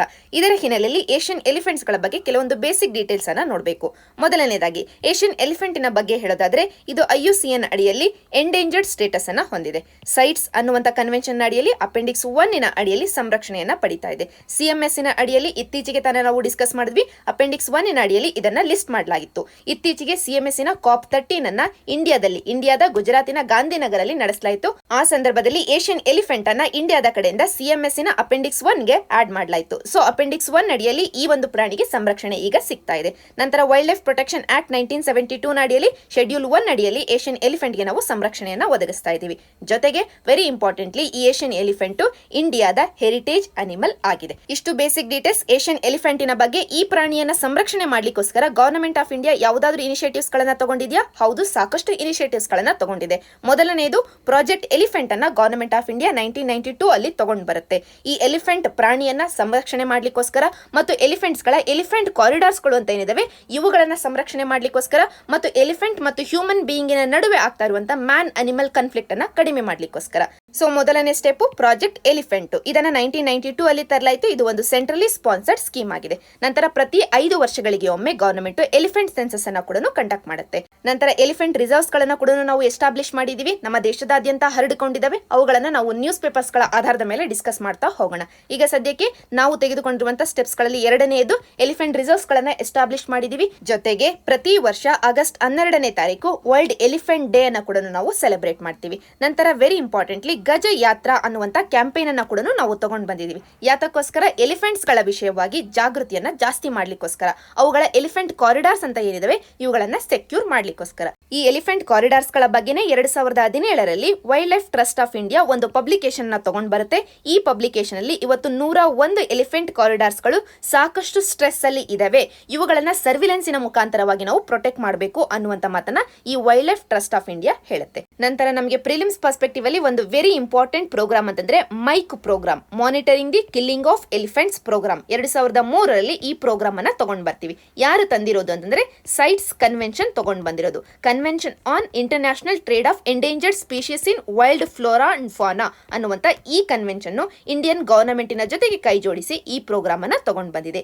ಇಂಡಿಯಾದಲ್ಲಿ ಮಾತ್ರನೇ ಅಲ್ಲ, ಆಫ್ರಿಕಾ, ಏಷ್ಯಾದ ಇತರ ದೇಶಗಳಲ್ಲಿ ಕೂಡ ಈ ಪ್ರೋಗ್ರಾಮ್ ಅನ್ನ ಇಂಪ್ಲಿಮೆಂಟ್ ಮಾಡ್ತಾ ಇದೆ ಸೈಟ್ಸ್ ಕನ್ವೆನ್ಷನ್. ಯಾಕೆ ಅಂತಂದ್ರೆ ಎಲಿಫೆಂಟ್ಸ್ ಗಳ ವಿಷಯವಾಗಿ ಇಲ್ಲಿಗಲ್ ಕಿಲ್ಲಿಂಗ್, ಅಕ್ರಮ ಹತ್ಯೆಗಳ ಕೇಸಸ್ಗಳು ಜಾಸ್ತಿ ಆಗ್ತಾ ಇದಾವೆ. ಆದ್ದರಿಂದ ಎಲಿಫೆಂಟ್ಸ್ ಗಳನ್ನ ಸಂರಕ್ಷಣೆ ಮಾಡ್ಲಿಕ್ಕೋಸ್ಕರ, ಮಾನಿಟರಿಂಗ್ ಅನ್ನ ಜಾಸ್ತಿ ಮಾಡ್ಲಿಕ್ಕೋಸ್ಕರ ಈ ಸೈಟ್ಸ್ ಕನ್ವೆನ್ಷನ್ ಈ ಮೈಕ್ ಪ್ರೋಗ್ರಾಮ್ ಅನ್ನ ತಗೊಂಡ್ ಬಂದಿದೆ. ಈ ಮೈಕ್ ಪ್ರೋಗ್ರಾಮ್ಗೆ ಇತ್ತೀಚೆಗೆ IUCN ಕೂಡ ಆಡ್ ಆಗಿದೆ. ಅಂದ್ರೆ IUCN ಕೂಡ ತನ್ನ ಕಡೆಯಿಂದ ಎಫರ್ಟ್ಸ್ ಅನ್ನ ಹಾಕ್ತಾ ಇದೆ ಈ ಮೈಕ್ ಪ್ರೋಗ್ರಾಮಿನ ಅಡಿಯಲ್ಲಿ. ನಿಮಗೆ ಒಂದು ನೆನಪಿರಬೇಕು, ಸೈಟ್ಸ್ ಕನ್ವೆನ್ಷನ್ ಅನ್ನ ತಂದಿದ್ದು ಯಾವಾಗ ಅಂತಂದ್ರೆ 1963ಯಲ್ಲಿ IUCN ಸೆಷನ್ ನಡೀತಾ ಇರಬೇಕಾದ್ರೆ, ಕಾನ್ಫರೆನ್ಸ್ ನಡೀತಾ ಇರಬೇಕಾದ್ರೆ ಈ ಕನ್ವೆನ್ಷನ್ ಅನ್ನ ತರಲಾಯಿತು. ಆದ್ದರಿಂದ ಸೈಟ್ಸ್ ಯಾವುದಾದ್ರೂ ಕೆಲಸ ಮಾಡ್ತಾ ಇದೆ ಅಂತಂದ್ರೆ IUCN ಮೋಸ್ಟ್ ಪ್ರಾಬಬಲಿ ಅದರಲ್ಲಿ ತನ್ನ ಪಾರ್ಟಿಸಿಪೇಷನ್ ಅನ್ನ ತೋರಿಸಿರುತ್ತೆ.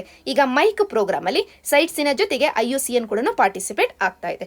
ಈ ಮೈಕ್ ಪ್ರೋಗ್ರಾಮಿನ ಅಡಿಯಲ್ಲಿ ಕೆಲವೊಂದು ಸೈಟ್ಸ್ ಗಳನ್ನ ಐಡೆಂಟಿಫೈ ಮಾಡಲಾಗಿದೆ. ಇಂಡಿಯಾದಲ್ಲಿ ಎಲಿಫೆಂಟ್ ರಿಸರ್ವ್ಸ್ ಗಳನ್ನ ಐಡೆಂಟಿಫೈ ಮಾಡಲಾಗಿದೆ ಇಲ್ಲಿಗಲ್ ಕಿಲ್ಲಿಂಗ್ ಅನ್ನ ಕಡಿಮೆ ಮಾಡ್ಲಿಕ್ಕೋಸ್ಕರ.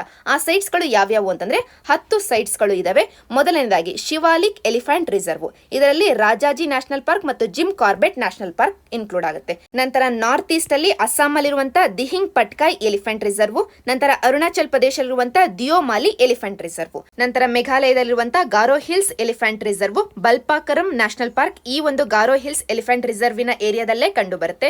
ನಂತರ ಅಸ್ಸಾಮಲ್ಲೇ ಇರುವಂತಹ ಚಿರಾಗ್ ರಿಪು ಎಲಿಫೆಂಟ್ ರಿಸರ್ವ್, ನಂತರ ವೆಸ್ಟ್ ಬೆಂಗಾಲ್ಗೆ ಬಿಲಾಂಗ್ ಆಗಿರುವಂತಹ ಈಸ್ಟರ್ನ್ ದುವಾಸ್ ಎಲಿಫೆಂಟ್ ರಿಸರ್ವ್, ಇದರಲ್ಲೇ ಬಾಕ್ಸಾ ನ್ಯಾಷನಲ್ ಪಾರ್ಕ್ ಕೂಡ ಕಂಡು ಬರುತ್ತೆ. ನಂತರ ಒಡಿಶಾ ರಾಜ್ಯಕ್ಕೆ ಬಿಲಾಂಗ್ ಆಗಿರುವಂತಹ ಮಯೂರ್ಭಂಜ್ ಎಲಿಫೆಂಟ್ ರಿಸರ್ವ್, ಇದು ಸಿಮ್ಲಿಪಾಲ್ ನ್ಯಾಷನಲ್ ಪಾರ್ಕಿಗೆ ಹತ್ತಿರದಲ್ಲೇ ಇದೆ. ಈ ಸಿಮ್ಲಿ ಸಿಮ್ಲಿಪಾಲ್ ನ್ಯಾಷನಲ್ ಪಾರ್ಕಿನ ಬಗ್ಗೆ ಈಗಾಗಲೇ ನಾವು ಬಯೋಸ್ಪಿಯರ್ ರಿಸರ್ವ್ಸ್ ಗಳನ್ನ ಡಿಸ್ಕಸ್ ಮಾಡಬೇಕಾದ್ರೆ ನೋಡಿದ್ವಿ. ಅದರಿಂದ ಸಿಮ್ಲಿಪಾಲ್ ನ್ಯಾಷನಲ್ ಪಾರ್ಕ್ ಒಂದು ಬಯೋಸ್ಪಿಯರ್ ರಿಸರ್ವ್ ಆಗಿದೆ. ಇದರ ಹತ್ತಿರದಲ್ಲೇ ಇರುವಂತದ್ದು ಮಯೂರ್ಭಂಜ್ ಎಲಿಫೆಂಟ್ ರಿಸರ್ವ್. ನಂತರ ಸೌತ್ ಗೆ ಶಿಫ್ಟ್ ಆಗೋದಾದ್ರೆ Mysore elephant reserve Bandipur national ಪಾರ್ಕಿಗೆ ಇನ್ಕ್ಲೂಡ್ ಆಗಿರುವಂತದ್ದು. ನಂತರ ವಯನಾಡ್ ಎಲಿಫೆಂಟ್ ರಿಸರ್ವ್, ನಂತರ ನೀಲಗಿರಿ ಎಲಿಫೆಂಟ್ ರಿಸರ್ವ್. ಇವೆಲ್ಲವೂ ನೀಲಗಿರಿ ಬಯೋಸ್ಪಿಯರ್ ರಿಸರ್ವ್ಗೆ ಬಿಲಾಂಗ್ ಆಗಿರುವಂತಹ ಏರಿಯಾಗಳು. ಇವೆಲ್ಲವೂ ಮೈಕ್ಸ್ ಸೈಟ್ಸ್ ಗಳು ಆಗಿದ್ದಾವೆ. ಸೊ ಒಟ್ಟಾರೆಯಾಗಿ ಇಂಡಿಯಾದ ಕಡೆಯಿಂದ ಸೈಟ್ಸ್ ಕನ್ವೆನ್ಷನ್ ತಂದಿರುವಂತಹ ಈ ಮೈಕ್ಸ್ ಪ್ರೋಗ್ರಾಮಿನ ಅಡಿಯಲ್ಲಿ ಈ 10 ಎಲಿಫೆಂಟ್ ರಿಸರ್ವ್ಸ್ ಗಳು ಇನ್ಕ್ಲೂಡ್ ಆಗಿದ್ದಾವೆ. ಇಷ್ಟು ನಮಗೆ ಈ ಆರ್ಟಿಕಲ್ ನ ಹಿನ್ನೆಲೆಯಲ್ಲಿ ಬೇಕಾಗಿದ್ದಂತ ಡಿಸ್ಕಷನ್. ನಂತರ ಈ ಆರ್ಟಿಕಲ್ ಅಲ್ಲಿ ವಯನಾಡ್ ವೈಲ್ಡ್ ಲೈಫ್ ಸ್ಯಾಂಚುರಿಯ ಬಗ್ಗೆ ಮಾತಾಡ್ತಾ ಇದ್ದಾರೆ. ಕೇರಳದಲ್ಲಿರುವಂತಹ ಈ ವಯನಾಡ್ ವೈಲ್ಡ್ ಲೈಫ್ ಸ್ಯಾಂಚುರಿಯಲ್ಲಿ ಒಂದು ಹುಲಿಯ ಶವ ಸಿಕ್ಕಿದೆ ಅಂತ ಈ ಆರ್ಟಿಕಲ್ ಹೇಳ್ತಾ ಇದೆ. ಇದರ ಹಿನ್ನೆಲೆಯಲ್ಲಿ ಈ ವೈಲ್ಡ್ ಲೈಫ್ ಸ್ಯಾಂಚುರಿಯ ಬಗ್ಗೆ ಕೆಲವೊಂದು ಬೇಸಿಕ್ ಡೀಟೇಲ್ಸ್ ಅನ್ನ ನೋಡಬೇಕು. ಮೊದಲನೇ ಪಾಯಿಂಟ್, ಈ ವಯನಾಡ್ ವೈಲ್ಡ್ ಲೈಫ್ ಸ್ಯಾಂಚುರಿ ಅನ್ನೋದು ನೀಲಗಿರಿ ಬಯೋಸ್ಪಿಯರ್ ರಿಸರ್ವಿನ ಭಾಗ ಆಗಿದೆ. ನೀಲಗಿರಿ ಬಯೋಸ್ಪಿಯರ್ ರಿಸರ್ವ್ ಅನ್ನ ಈ ಚಿತ್ರದಲ್ಲಿ ನೀವು ಅಬ್ಸರ್ವ್ ಮಾಡಬಹುದು. ಈ ಬಯೋಸ್ಪಿಯರ್ ರಿಸರ್ವ್ ಅಲ್ಲಿ ಹಲವಾರು ನ್ಯಾಷನಲ್ ಪಾರ್ಕ್ಗಳು ಇದಾವೆ.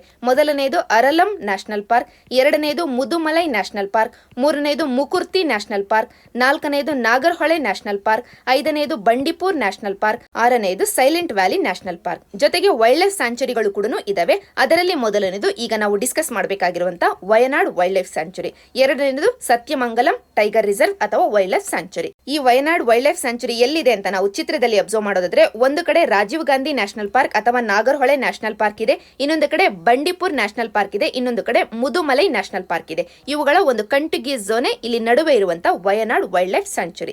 ಇದರ ಮುಖಾಂತರವಾಗಿ ಕಬಿನಿ ರಿವರ್ ಹಾದು ಹೋಗುತ್ತೆ. ಈ ಸ್ಯಾಂಚುರಿ ಇರೋದು ಕೇರಳ ರಾಜ್ಯದಲ್ಲಿ. ಕೇರಳ ರಾಜ್ಯದಲ್ಲಿ ನಾವು ಯೂಶಲಿ ಅಬ್ಸರ್ವ್ ಮಾಡಿದ್ದೆ ಆದ್ರೆ ಎಲ್ಲ ವೆಸ್ಟ್ ಫ್ಲೋಯಿಂಗ್ ರಿವರ್ಸ್ ಗಳೇ ಕಂಡು ಬರ್ತವೆ. ಆದರೆ ಕೆಲವೊಂದು ಈಸ್ಟ್ ಫ್ಲೋಯಿಂಗ್ ರಿವರ್ಸ್ ಗಳು ಇದಾವೆ.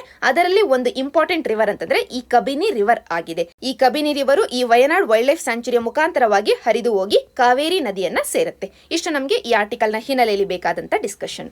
ನಂತರ ಈ ಆರ್ಟಿಕಲ್ ಅಲ್ಲಿ ಹೇಳ್ತಾ ಇದ್ದಾರೆ, ಲಾಕ್ಡೌನ್ ಇದ್ರೂ ಕೂಡ ಅಸ್ಸಾಂ ರಾಜ್ಯದಲ್ಲಿ ಒನ್ ಹ್ಯಾಂಡ್ ರಿನೋಗಳ ಇಲ್ಲಿಗಲ್ ಹಂಟಿಂಗ್ ಜಾಸ್ತಿ ಆಗಿದೆ. ಅಕ್ರಮ ಹತ್ಯೆ ಮತ್ತು ಬೇಟೆ, ಪೌಚಿಂಗ್ ಇವೆಲ್ಲ ಜಾಸ್ತಿ ಆಗಿದೆ. ಅದರಲ್ಲೂ ಅಸ್ಸಾಂ ಅಲ್ಲಿರುವಂತಹ ಕಾಜಿರಂಗ ನ್ಯಾಷನಲ್ ಪಾರ್ಕ್ ಅಲ್ಲಿ ಮತ್ತು ನಾಮೇರಿ ನ್ಯಾಷನಲ್ ಪಾರ್ಕ್ ಅಲ್ಲಿ ಈ ರೀತಿಯ ಕೇಸಸ್ಗಳು ಜಾಸ್ತಿ ಆಗ್ತಾ ಇದಾವೆ ಅಂತ ಈ ಆರ್ಟಿಕಲ್ ಅಲ್ಲಿ ಹೇಳ್ತಾ ಇದ್ದಾರೆ. ಈ ಆರ್ಟಿಕಲ್ ನ ಹಿನ್ನೆಲೆಯಲ್ಲಿ ನಮಗೆ ಬೇಕಾಗಿರುವಂತಹ ಡಿಸ್ಕಷನ್, ಮೊದಲನೇದು ಒನ್ ಹ್ಯಾಂಡ್ ರಿನೋನ ಬಗ್ಗೆ, ಎರಡನೇದು ಕಾಜಿರಂಗ ನ್ಯಾಷನಲ್ ಪಾರ್ಕಿನ ಬಗ್ಗೆ, ಮೂರನೇದು ನಾಮೇರಿ ನ್ಯಾಷನಲ್ ಪಾರ್ಕಿನ ಬಗ್ಗೆ. ಈ ಒನ್ ಹ್ಯಾಂಡ್ ರಿನೋದ ಬಗ್ಗೆ ಮತ್ತು ಕಾಜಿರಂಗ ನ್ಯಾಷನಲ್ ಪಾರ್ಕಿನ ಬಗ್ಗೆ prelims topic for the day ಆಗಿ 9th ಡಿಸೆಂಬರ್ ವಿಡಿಯೋದಲ್ಲಿ ಡಿಸ್ಕಸ್ ಮಾಡಲಾಗಿದೆ. ನಾನೇ ಇನ್ ಡೀಟೇಲ್ಡ್ ಆಗಿ ಡಿಸ್ಕಸ್ ಮಾಡಿದ್ದೇನೆ. ಆದ್ದರಿಂದ ಇಲ್ಲಿ ಮತ್ತೆ ಸಮಯವನ್ನ ವ್ಯರ್ಥ ಮಾಡೋದು ಬೇಡ. ಡೈರೆಕ್ಟ್ಲಿ ನಾಮೇರಿ ನ್ಯಾಷನಲ್ ಪಾರ್ಕಿನ ಬಗ್ಗೆ ನಾವು ಡಿಸ್ಕಸ್ ಮಾಡೋಣ. ನೀವು ಇವತ್ತೇ ಇದರ ಬಗ್ಗೆ ಮಾಡ್ಕೊಂಡಿರುವಂತಹ ನೋಟ್ಸ್ ಅನ್ನ ರಿವೈಸ್ ಮಾಡಬೇಕು. ಇಲ್ಲವ 9th ಡಿಸೆಂಬರ್ ವಿಡಿಯೋಕ್ಕೆ ಹೋಗಿ 42nd ಮಿನಿಟ್ 20th ಸೆಕೆಂಡ್ಗೆ ಹೋದ್ರೆ ಒನ್ ಹ್ಯಾಂಡ್ ರಿನೋದ ಬಗ್ಗೆ ಎಕ್ಸ್ಟೆನ್ಸಿವ್ ಡಿಸ್ಕಷನ್ ನಿಮಗೆ ಸಿಗುತ್ತೆ. ಪ್ರಿಲಿಮ್ಸ್ ಪರ್ಸ್ಪೆಕ್ಟಿವ್ ಅಲ್ಲಿ ಎಲ್ಲಾ ಪಾಯಿಂಟ್ಸ್ ಗಳನ್ನ ಡಿಸ್ಕಸ್ ಮಾಡಲಾಗಿದೆ. ಅದರಿಂದ ಒಂದು ಬಾರಿ ರಿವೈಸ್ ಮಾಡಿ ಇಟ್ಕೊಳ್ಳಿ. ನಂತರ ನಾವೀಗ ಡಿಸ್ಕಸ್ ಮಾಡಬೇಕಾಗಿರೋದು ನಾಮೇರಿ ನ್ಯಾಷನಲ್ ಪಾರ್ಕಿನ ಬಗ್ಗೆ. ಈ ಒಂದು ನ್ಯಾಷನಲ್ ಪಾರ್ಕ್ ಅಸ್ಸಾಂ ರಾಜ್ಯದಲ್ಲಿ ಕಂಡು ಬರುತ್ತೆ. ಅಸ್ಸಾಂ ಮತ್ತು ಅರುಣಾಚಲ್ ಪ್ರದೇಶನ ನಡುವೆ ಇರುವಂತಹ ಬಾರ್ಡರ್ ಏರಿಯಾದಲ್ಲಿ ಕಂಡು ಬರುವಂತಹ ನ್ಯಾಷನಲ್ ಪಾರ್ಕ್ ಇದಾಗಿದೆ. ಇದು ಒಂದು ಟೈಗರ್ ರಿಸರ್ವ್ ಕೂಡ ಆಗಿದೆ. ಆದ್ದರಿಂದ ಈ ನ್ಯಾಷನಲ್ ಪಾರ್ಕ್ ಅಲ್ಲಿ ಕಂಡು ಬರುವಂತಹ ಪ್ರಾಣಿಗಳು ಯಾವ್ಯಾವು? ಮೊದಲನೇದು ಟೈಗರ್, ಎರಡನೇದು ಕ್ಲೌಡೆಡ್ ಲಿಯೋಪಾರ್ಡ್, ಮೂರನೇದು ಎಲಿಫೆಂಟ್ ಮತ್ತು ಇತರ ಪ್ರಾಣಿಗಳು ಕೂಡ ಕಂಡು ಬರ್ತವೆ. ಈ ಒಂದು ನ್ಯಾಷನಲ್ ಪಾರ್ಕ್ ಪಕ್ಕದಲ್ಲೇ ಇರುವಂತಹ ಅರುಣಾಚಲ್ ಪ್ರದೇಶಕ್ಕೆ ಬಿಲಾಂಗ್ ಆಗಿರುವಂತಹ ಪೊಕೈ ಟೈಗರ್ ರಿಸರ್ವ್ ಏನಿದೆ ಇದರ ಜೊತೆಗೆ ಬೌಂಡರಿಯನ್ನ ಹೊಂದಿದೆ. ಸೊ ಒಟ್ಟಾರೆಯಾಗಿ ನಾಮೇರಿ ನ್ಯಾಷನಲ್ ಪಾರ್ಕ್ ಕಂಡು ಬರೋದು ನಮಗೆ ಅಸ್ಸಾಂ ರಾಜ್ಯದಲ್ಲಿ. ಅದರ ಪಕ್ಕದಲ್ಲೇ ಅರುಣಾಚಲ್ ಪ್ರದೇಶಕ್ಕೆ ಬಿಲಾಂಗ್ ಆಗಿರುವಂತಹ ಪೊಕಾಯ್ ಟೈಗರ್ ರಿಸರ್ವಿನ ಜೊತೆಗೆ ಬೌಂಡರಿಯನ್ನ ಹೊಂದಿದೆ ಈ ನ್ಯಾಷನಲ್ ಪಾರ್ಕ್. ಇದರ ಮುಖಾಂತರವಾಗಿ ಹರಿದು ಹೋಗಿರುವಂತಹ ರಿವರ್ಸ್ ಗಳು ಅಷ್ಟೇನು ಇಂಪಾರ್ಟೆಂಟ್ ಇಲ್ಲ, ಆದ್ದರಿಂದ ಡಿಸ್ಕಸ್ ಮಾಡಿಲ್ಲ. ಇಷ್ಟು ನಮಗೆ ಈ ಆರ್ಟಿಕಲ್ ನ ಹಿನ್ನೆಲೆಯಲ್ಲಿ ಬೇಕಾದಂತ ಡಿಸ್ಕಷನ್. ನಂತರ ಈ ಆರ್ಟಿಕಲ್ ಅಲ್ಲಿ ಹೇಳ್ತಾ ಇದ್ದಾರೆ, ಕೋವಿಡ್-19 ಔಟ್ ಬ್ರೇಕಿನ ಹಿನ್ನೆಲೆಯಲ್ಲಿ, ಲಾಕ್ಡೌನಿನ ಹಿನ್ನೆಲೆಯಲ್ಲಿ ಜಮ್ಮು ಅಂಡ್ ಕಾಶ್ಮೀರಿನ ದರ್ಬಾರ್ ಮೂವ್ ಅನ್ನ ಈಗ ಸದ್ಯಕ್ಕೆ ಹಾಲ್ಟ್ ಮಾಡಲಾಗಿದೆ ಅಂತ. ಇದರ ಹಿನ್ನೆಲೆಯಲ್ಲಿ ದರ್ಬಾರ್ ಮೂವಿನ ಬಗ್ಗೆ ನಾವು ಬೇಸಿಕ್ ಡೀಟೇಲ್ಸ್ ಅನ್ನ ನೋಡಬೇಕು. ದರ್ಬಾರ್ ಮೂವ್ ಅಂತಂದ್ರೆ ಜಮ್ಮು ಅಂಡ್ ಕಾಶ್ಮೀರ್ಗೆ ಇರುವಂತಹ ಎರಡು ಕ್ಯಾಪಿಟಲ್ ಸಿಟಿಗಳು, ಒಂದು ಶ್ರೀನಗರ್, ಇನ್ನೊಂದು ಜಮ್ಮು. ಈ ಎರಡರ ನಡುವೆ ಅಡ್ಮಿನಿಸ್ಟ್ರೇಷನ್ ಮೂವ್ ಆಗೋದು, ಇದನ್ನೇ ನಾವು ದರ್ಬಾರ್ ಮೂವ್ ಅಂತ ಕರಿತೀವಿ. ಶ್ರೀನಗರ್ ಜಮ್ಮು ಅಂಡ್ ಕಾಶ್ಮೀರ್ನ ಸಮ್ಮರ್ ಕ್ಯಾಪಿಟಲ್. ಮೇ ತಿಂಗಳಿಂದ ಅಕ್ಟೋಬರ್ ತಿಂಗಳಿನವರೆಗೂ ಜಮ್ಮು ಅಂಡ್ ಕಾಶ್ಮೀರ್ನ ಅಡ್ಮಿನಿಸ್ಟ್ರೇಷನ್ ಕೆಲಸ ಮಾಡೋದು ಶ್ರೀನಗರಲ್ಲಿ. ಆದರೆ ನಂತರ ಬರುವಂತ ಚಳಿಗಾಲದಿಂದ ಇಲ್ಲಿ ಕೆಲಸ ಮಾಡ್ಲಿಕ್ಕೆ ಆಗೋದಿಲ್ಲ ಅಂತ ಈ ದರ್ಬಾರನ್ನ ಅಂದ್ರೆ ಅಡ್ಮಿನಿಸ್ಟ್ರೇಷನ್ ಅನ್ನ ಜಮ್ಮು ಸಿಟಿಗೆ ವರ್ಗಾಯಿಸಲಾಗುತ್ತೆ. ಅಂದ್ರೆ ಪ್ರತಿ ವರ್ಷ ಅರ್ಧ ವರ್ಷ ಶ್ರೀನಗರಲ್ಲಿ, ಅರ್ಧ ವರ್ಷ ಜಮ್ಮುವಿನಲ್ಲಿ ಜಮ್ಮು ಅಂಡ್ ಕಾಶ್ಮೀರಿನ ಅಡ್ಮಿನಿಸ್ಟ್ರೇಟಿವ್ ಕೆಲಸಗಳು ನಡೀತವೆ. ಇದನ್ನೇ ನಾವು ಈ ಮೂವ್ ಅನ್ನೇ ನಾವು ದರ್ಬಾರ್ ಮೂವ್ ಅಂತ ಕರಿತೀವಿ. ಒಂದು ಜಿಯೋಗ್ರಫಿಯಿಂದಾಗಿ ಅಲ್ಲಿ ಆಗ್ತಾ ಇರುವಂತಹ ಟೆಂಪರೇಚರ್ ವೇರಿಯೇಷನ್ಸ್ ಇಂದಾಗಿ ಈ ಕ್ಯಾಪಿಟಲ್ ಸಿಟಿಗಳು ಮೂವ್ ಆಗ್ತಾ ಇದಾವೆ.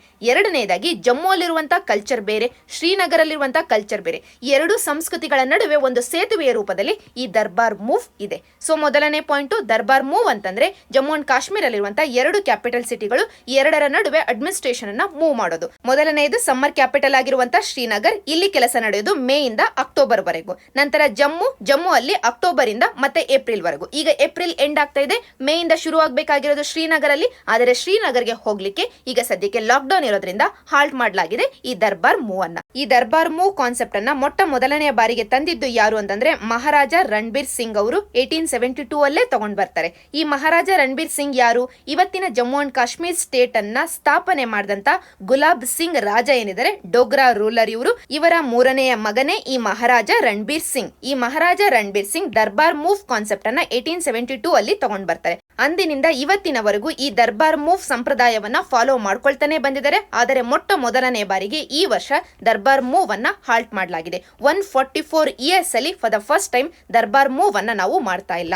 ಅದರ ಹಿನ್ನೆಲೆಯಲ್ಲಿ ಪ್ರಿಲಿಮ್ಸ್ ಅಲ್ಲಿ ದರ್ಬಾರ್ ಮೂವ್ ಅಂದ್ರೆ ಏನು ಅಂತ ಒಂದು ಬೇಸಿಕ್ ಕ್ವೆಶ್ಚನ್ ಬರಬಹುದು. ಸೊ ಒಟ್ಟಾರೆಯಾಗಿ ದರ್ಬಾರ್ ಮೂವಿನ ಬಗ್ಗೆ ಇಷ್ಟು ಬೇಸಿಕ್ ಡೀಟೇಲ್ಸ್ ನಮಗೆ ತಿಳಿದಿದ್ರೆ ಸಾಕಾಗುತ್ತೆ. ನಂತರ ಕೋವಿಡ್-19 ಅನ್ನ ಫೈಟ್ ಮಾಡಲಿಕ್ಕೆ ಹಲವಾರು ರಾಜ್ಯಗಳು ಮತ್ತು ಯೂನಿಯನ್ ಟೆರಿಟರಿಗಳು ತಮ್ಮದೇ ಆದಂತ ಇನೋವೇಟಿವ್ ಸ್ಟೆಪ್ಸ್ ಗಳನ್ನ ತಗೊಂಡು ಬರ್ತಾ ಇದಾವೆ. ಅದರಲ್ಲಿ ನಾವು ನೋಟ್ ಡೌನ್ ಮಾಡ್ಕೊಳ್ಬಹುದಾದಂತ ಕೆಲವೊಂದು ಇನೋವೇಷನ್ಸ್ ಗಳು ಅಂತಂದ್ರೆ ಮೊದಲನೇದು ಆಪರೇಷನ್ ಶೀಲ್ಡ್. ಈ ಆಪರೇಷನ್ ಶೀಲ್ಡ್ ಅನ್ನ ಡೆಲ್ಲಿ ಗವರ್ನಮೆಂಟ್ ತಗೊಂಡು ಬರ್ತಾ ಇದೆ. ಶೀಲ್ಡ್ ಅಂತಂದ್ರೆ ಅದರಲ್ಲಿ ಮೊದಲನೇ ಲೆಟರ್ ಎಸ್ ಅಂತಂದ್ರೆ ಮೊದಲಿಗೆ ಏರಿಯಾಗಳನ್ನ ಜಿಯೋಗ್ರಾಫಿಕಲ್ ಮಾರ್ಕಿಂಗ್ ಅನ್ನ ಮಾಡಲಾಗುತ್ತೆ. ಯಾವ ಏರಿಯಾದಲ್ಲಿ ಔಟ್ ಬ್ರೇಕ್ ಜಾಸ್ತಿ ಇದೆಯೋ ಆ ಏರಿಯಾಗಳನ್ನ ಇಮಿಡಿಯೇಟ್ಲಿ ಸೀಲಿಂಗ್ ಮಾಡಲಾಗುತ್ತೆ. ಕರ್ನಾಟಕದಲ್ಲಿ ಕೂಡ ಹಲವಾರು ಏರಿಯಾಗಳನ್ನ ನಾವೀಗ ಸೀಲಿಂಗ್ ಮಾಡಿದೀವಿ. ಅದೇ ರೀತಿಯಾಗಿ ಮೊದಲನೆಯದ್ದು ಎಸ್ ಅಂತಂದ್ರೆ ಸೀಲಿಂಗ್ ಮಾಡೋದು ಕೆಲವೊಂದು ಏರಿಯಾಗಳನ್ನ. ಎರಡನೇದು ಎಚ್ ಅಂತಂದ್ರೆ ಹೋಮ್ ಕ್ವಾರಂಟೈನ್ ಅನ್ನ ಮಾಡೋದು ಎಲ್ಲಾ ಏರಿಯಾಗಳಲ್ಲಿ. ಮೂರನೇದು ಐ ಅಂತಂದ್ರೆ ಐಸೋಲೇಷನ್ ಮತ್ತು ಟ್ರೇಸಿಂಗ್. ಈ ಕೋವಿಡ್-19 ಪೇಷಂಟ್ಸ್ ಗಳಿಗೆ ಕಾಂಟ್ಯಾಕ್ಟ್ ಗೆ ಬಂದಿರುವಂತಹ ಎಲ್ಲ ಜನತೆಯನ್ನ ಟ್ರೇಸಿಂಗ್ ಮಾಡಬೇಕು ಮತ್ತು ಅವರನ್ನ ಐಸೋಲೇಟ್ ಮಾಡಬೇಕು.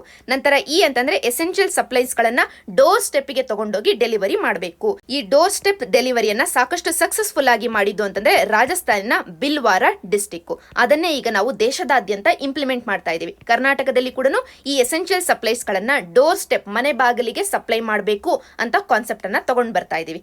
ನಂತರ ಎಲ್ ಅಂತಂದ್ರೆ ಲೋಕಲ್ ಸ್ಯಾನಿಟೈಸೇಷನ್ ಮತ್ತು ಡಿಸ್ಇನ್ಫೆಕ್ಷನ್ ಅನ್ನ ಮಾಡೋದು. ನಂತರ ಡಿ ಅಂತಂದ್ರೆ ಡೋರ್ ಟು ಡೋರ್ ಚೆಕಿಂಗ್ ಅನ್ನ ಮಾಡೋದು. ಇದು ಆಪರೇಷನ್ ಶೀಲ್ಡ್ ಯಾರು ತಂದಿದ್ದು? ಡೆಲ್ಲಿ ಗವರ್ನಮೆಂಟ್ ತಗೊಂಡ್ ಬಂದಿದ್ದು. ನಂತರ ಇನ್ನೊಂದು ಮಾಡೆಲ್ ನಾವು ಡಿಸ್ಕಸ್ ಮಾಡಬೇಕಾಗಿರೋದು ರಾಜಸ್ಥಾನಿನ ಬಿಲ್ವಾರ ಸಿಟಿಯಲ್ಲಿ ತಂದಂತ ಮಾಡೆಲ್.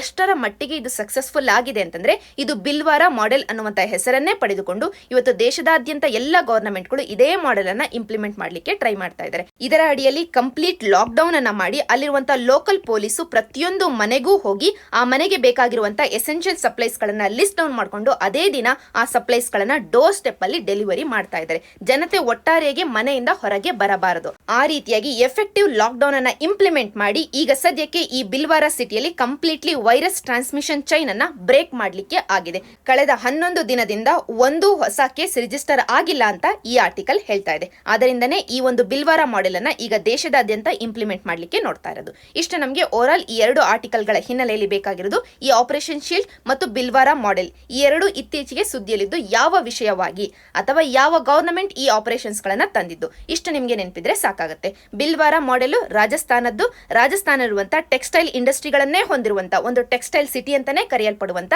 ಬಿಲ್ವಾರದಲ್ಲಿ ತಂದಿರುವಂತಹ model Bhilwara model. ಇಷ್ಟು ನಿಮಗೆ ನೆನಪಿದ್ರೆ ಸಾಕಾಗುತ್ತೆ.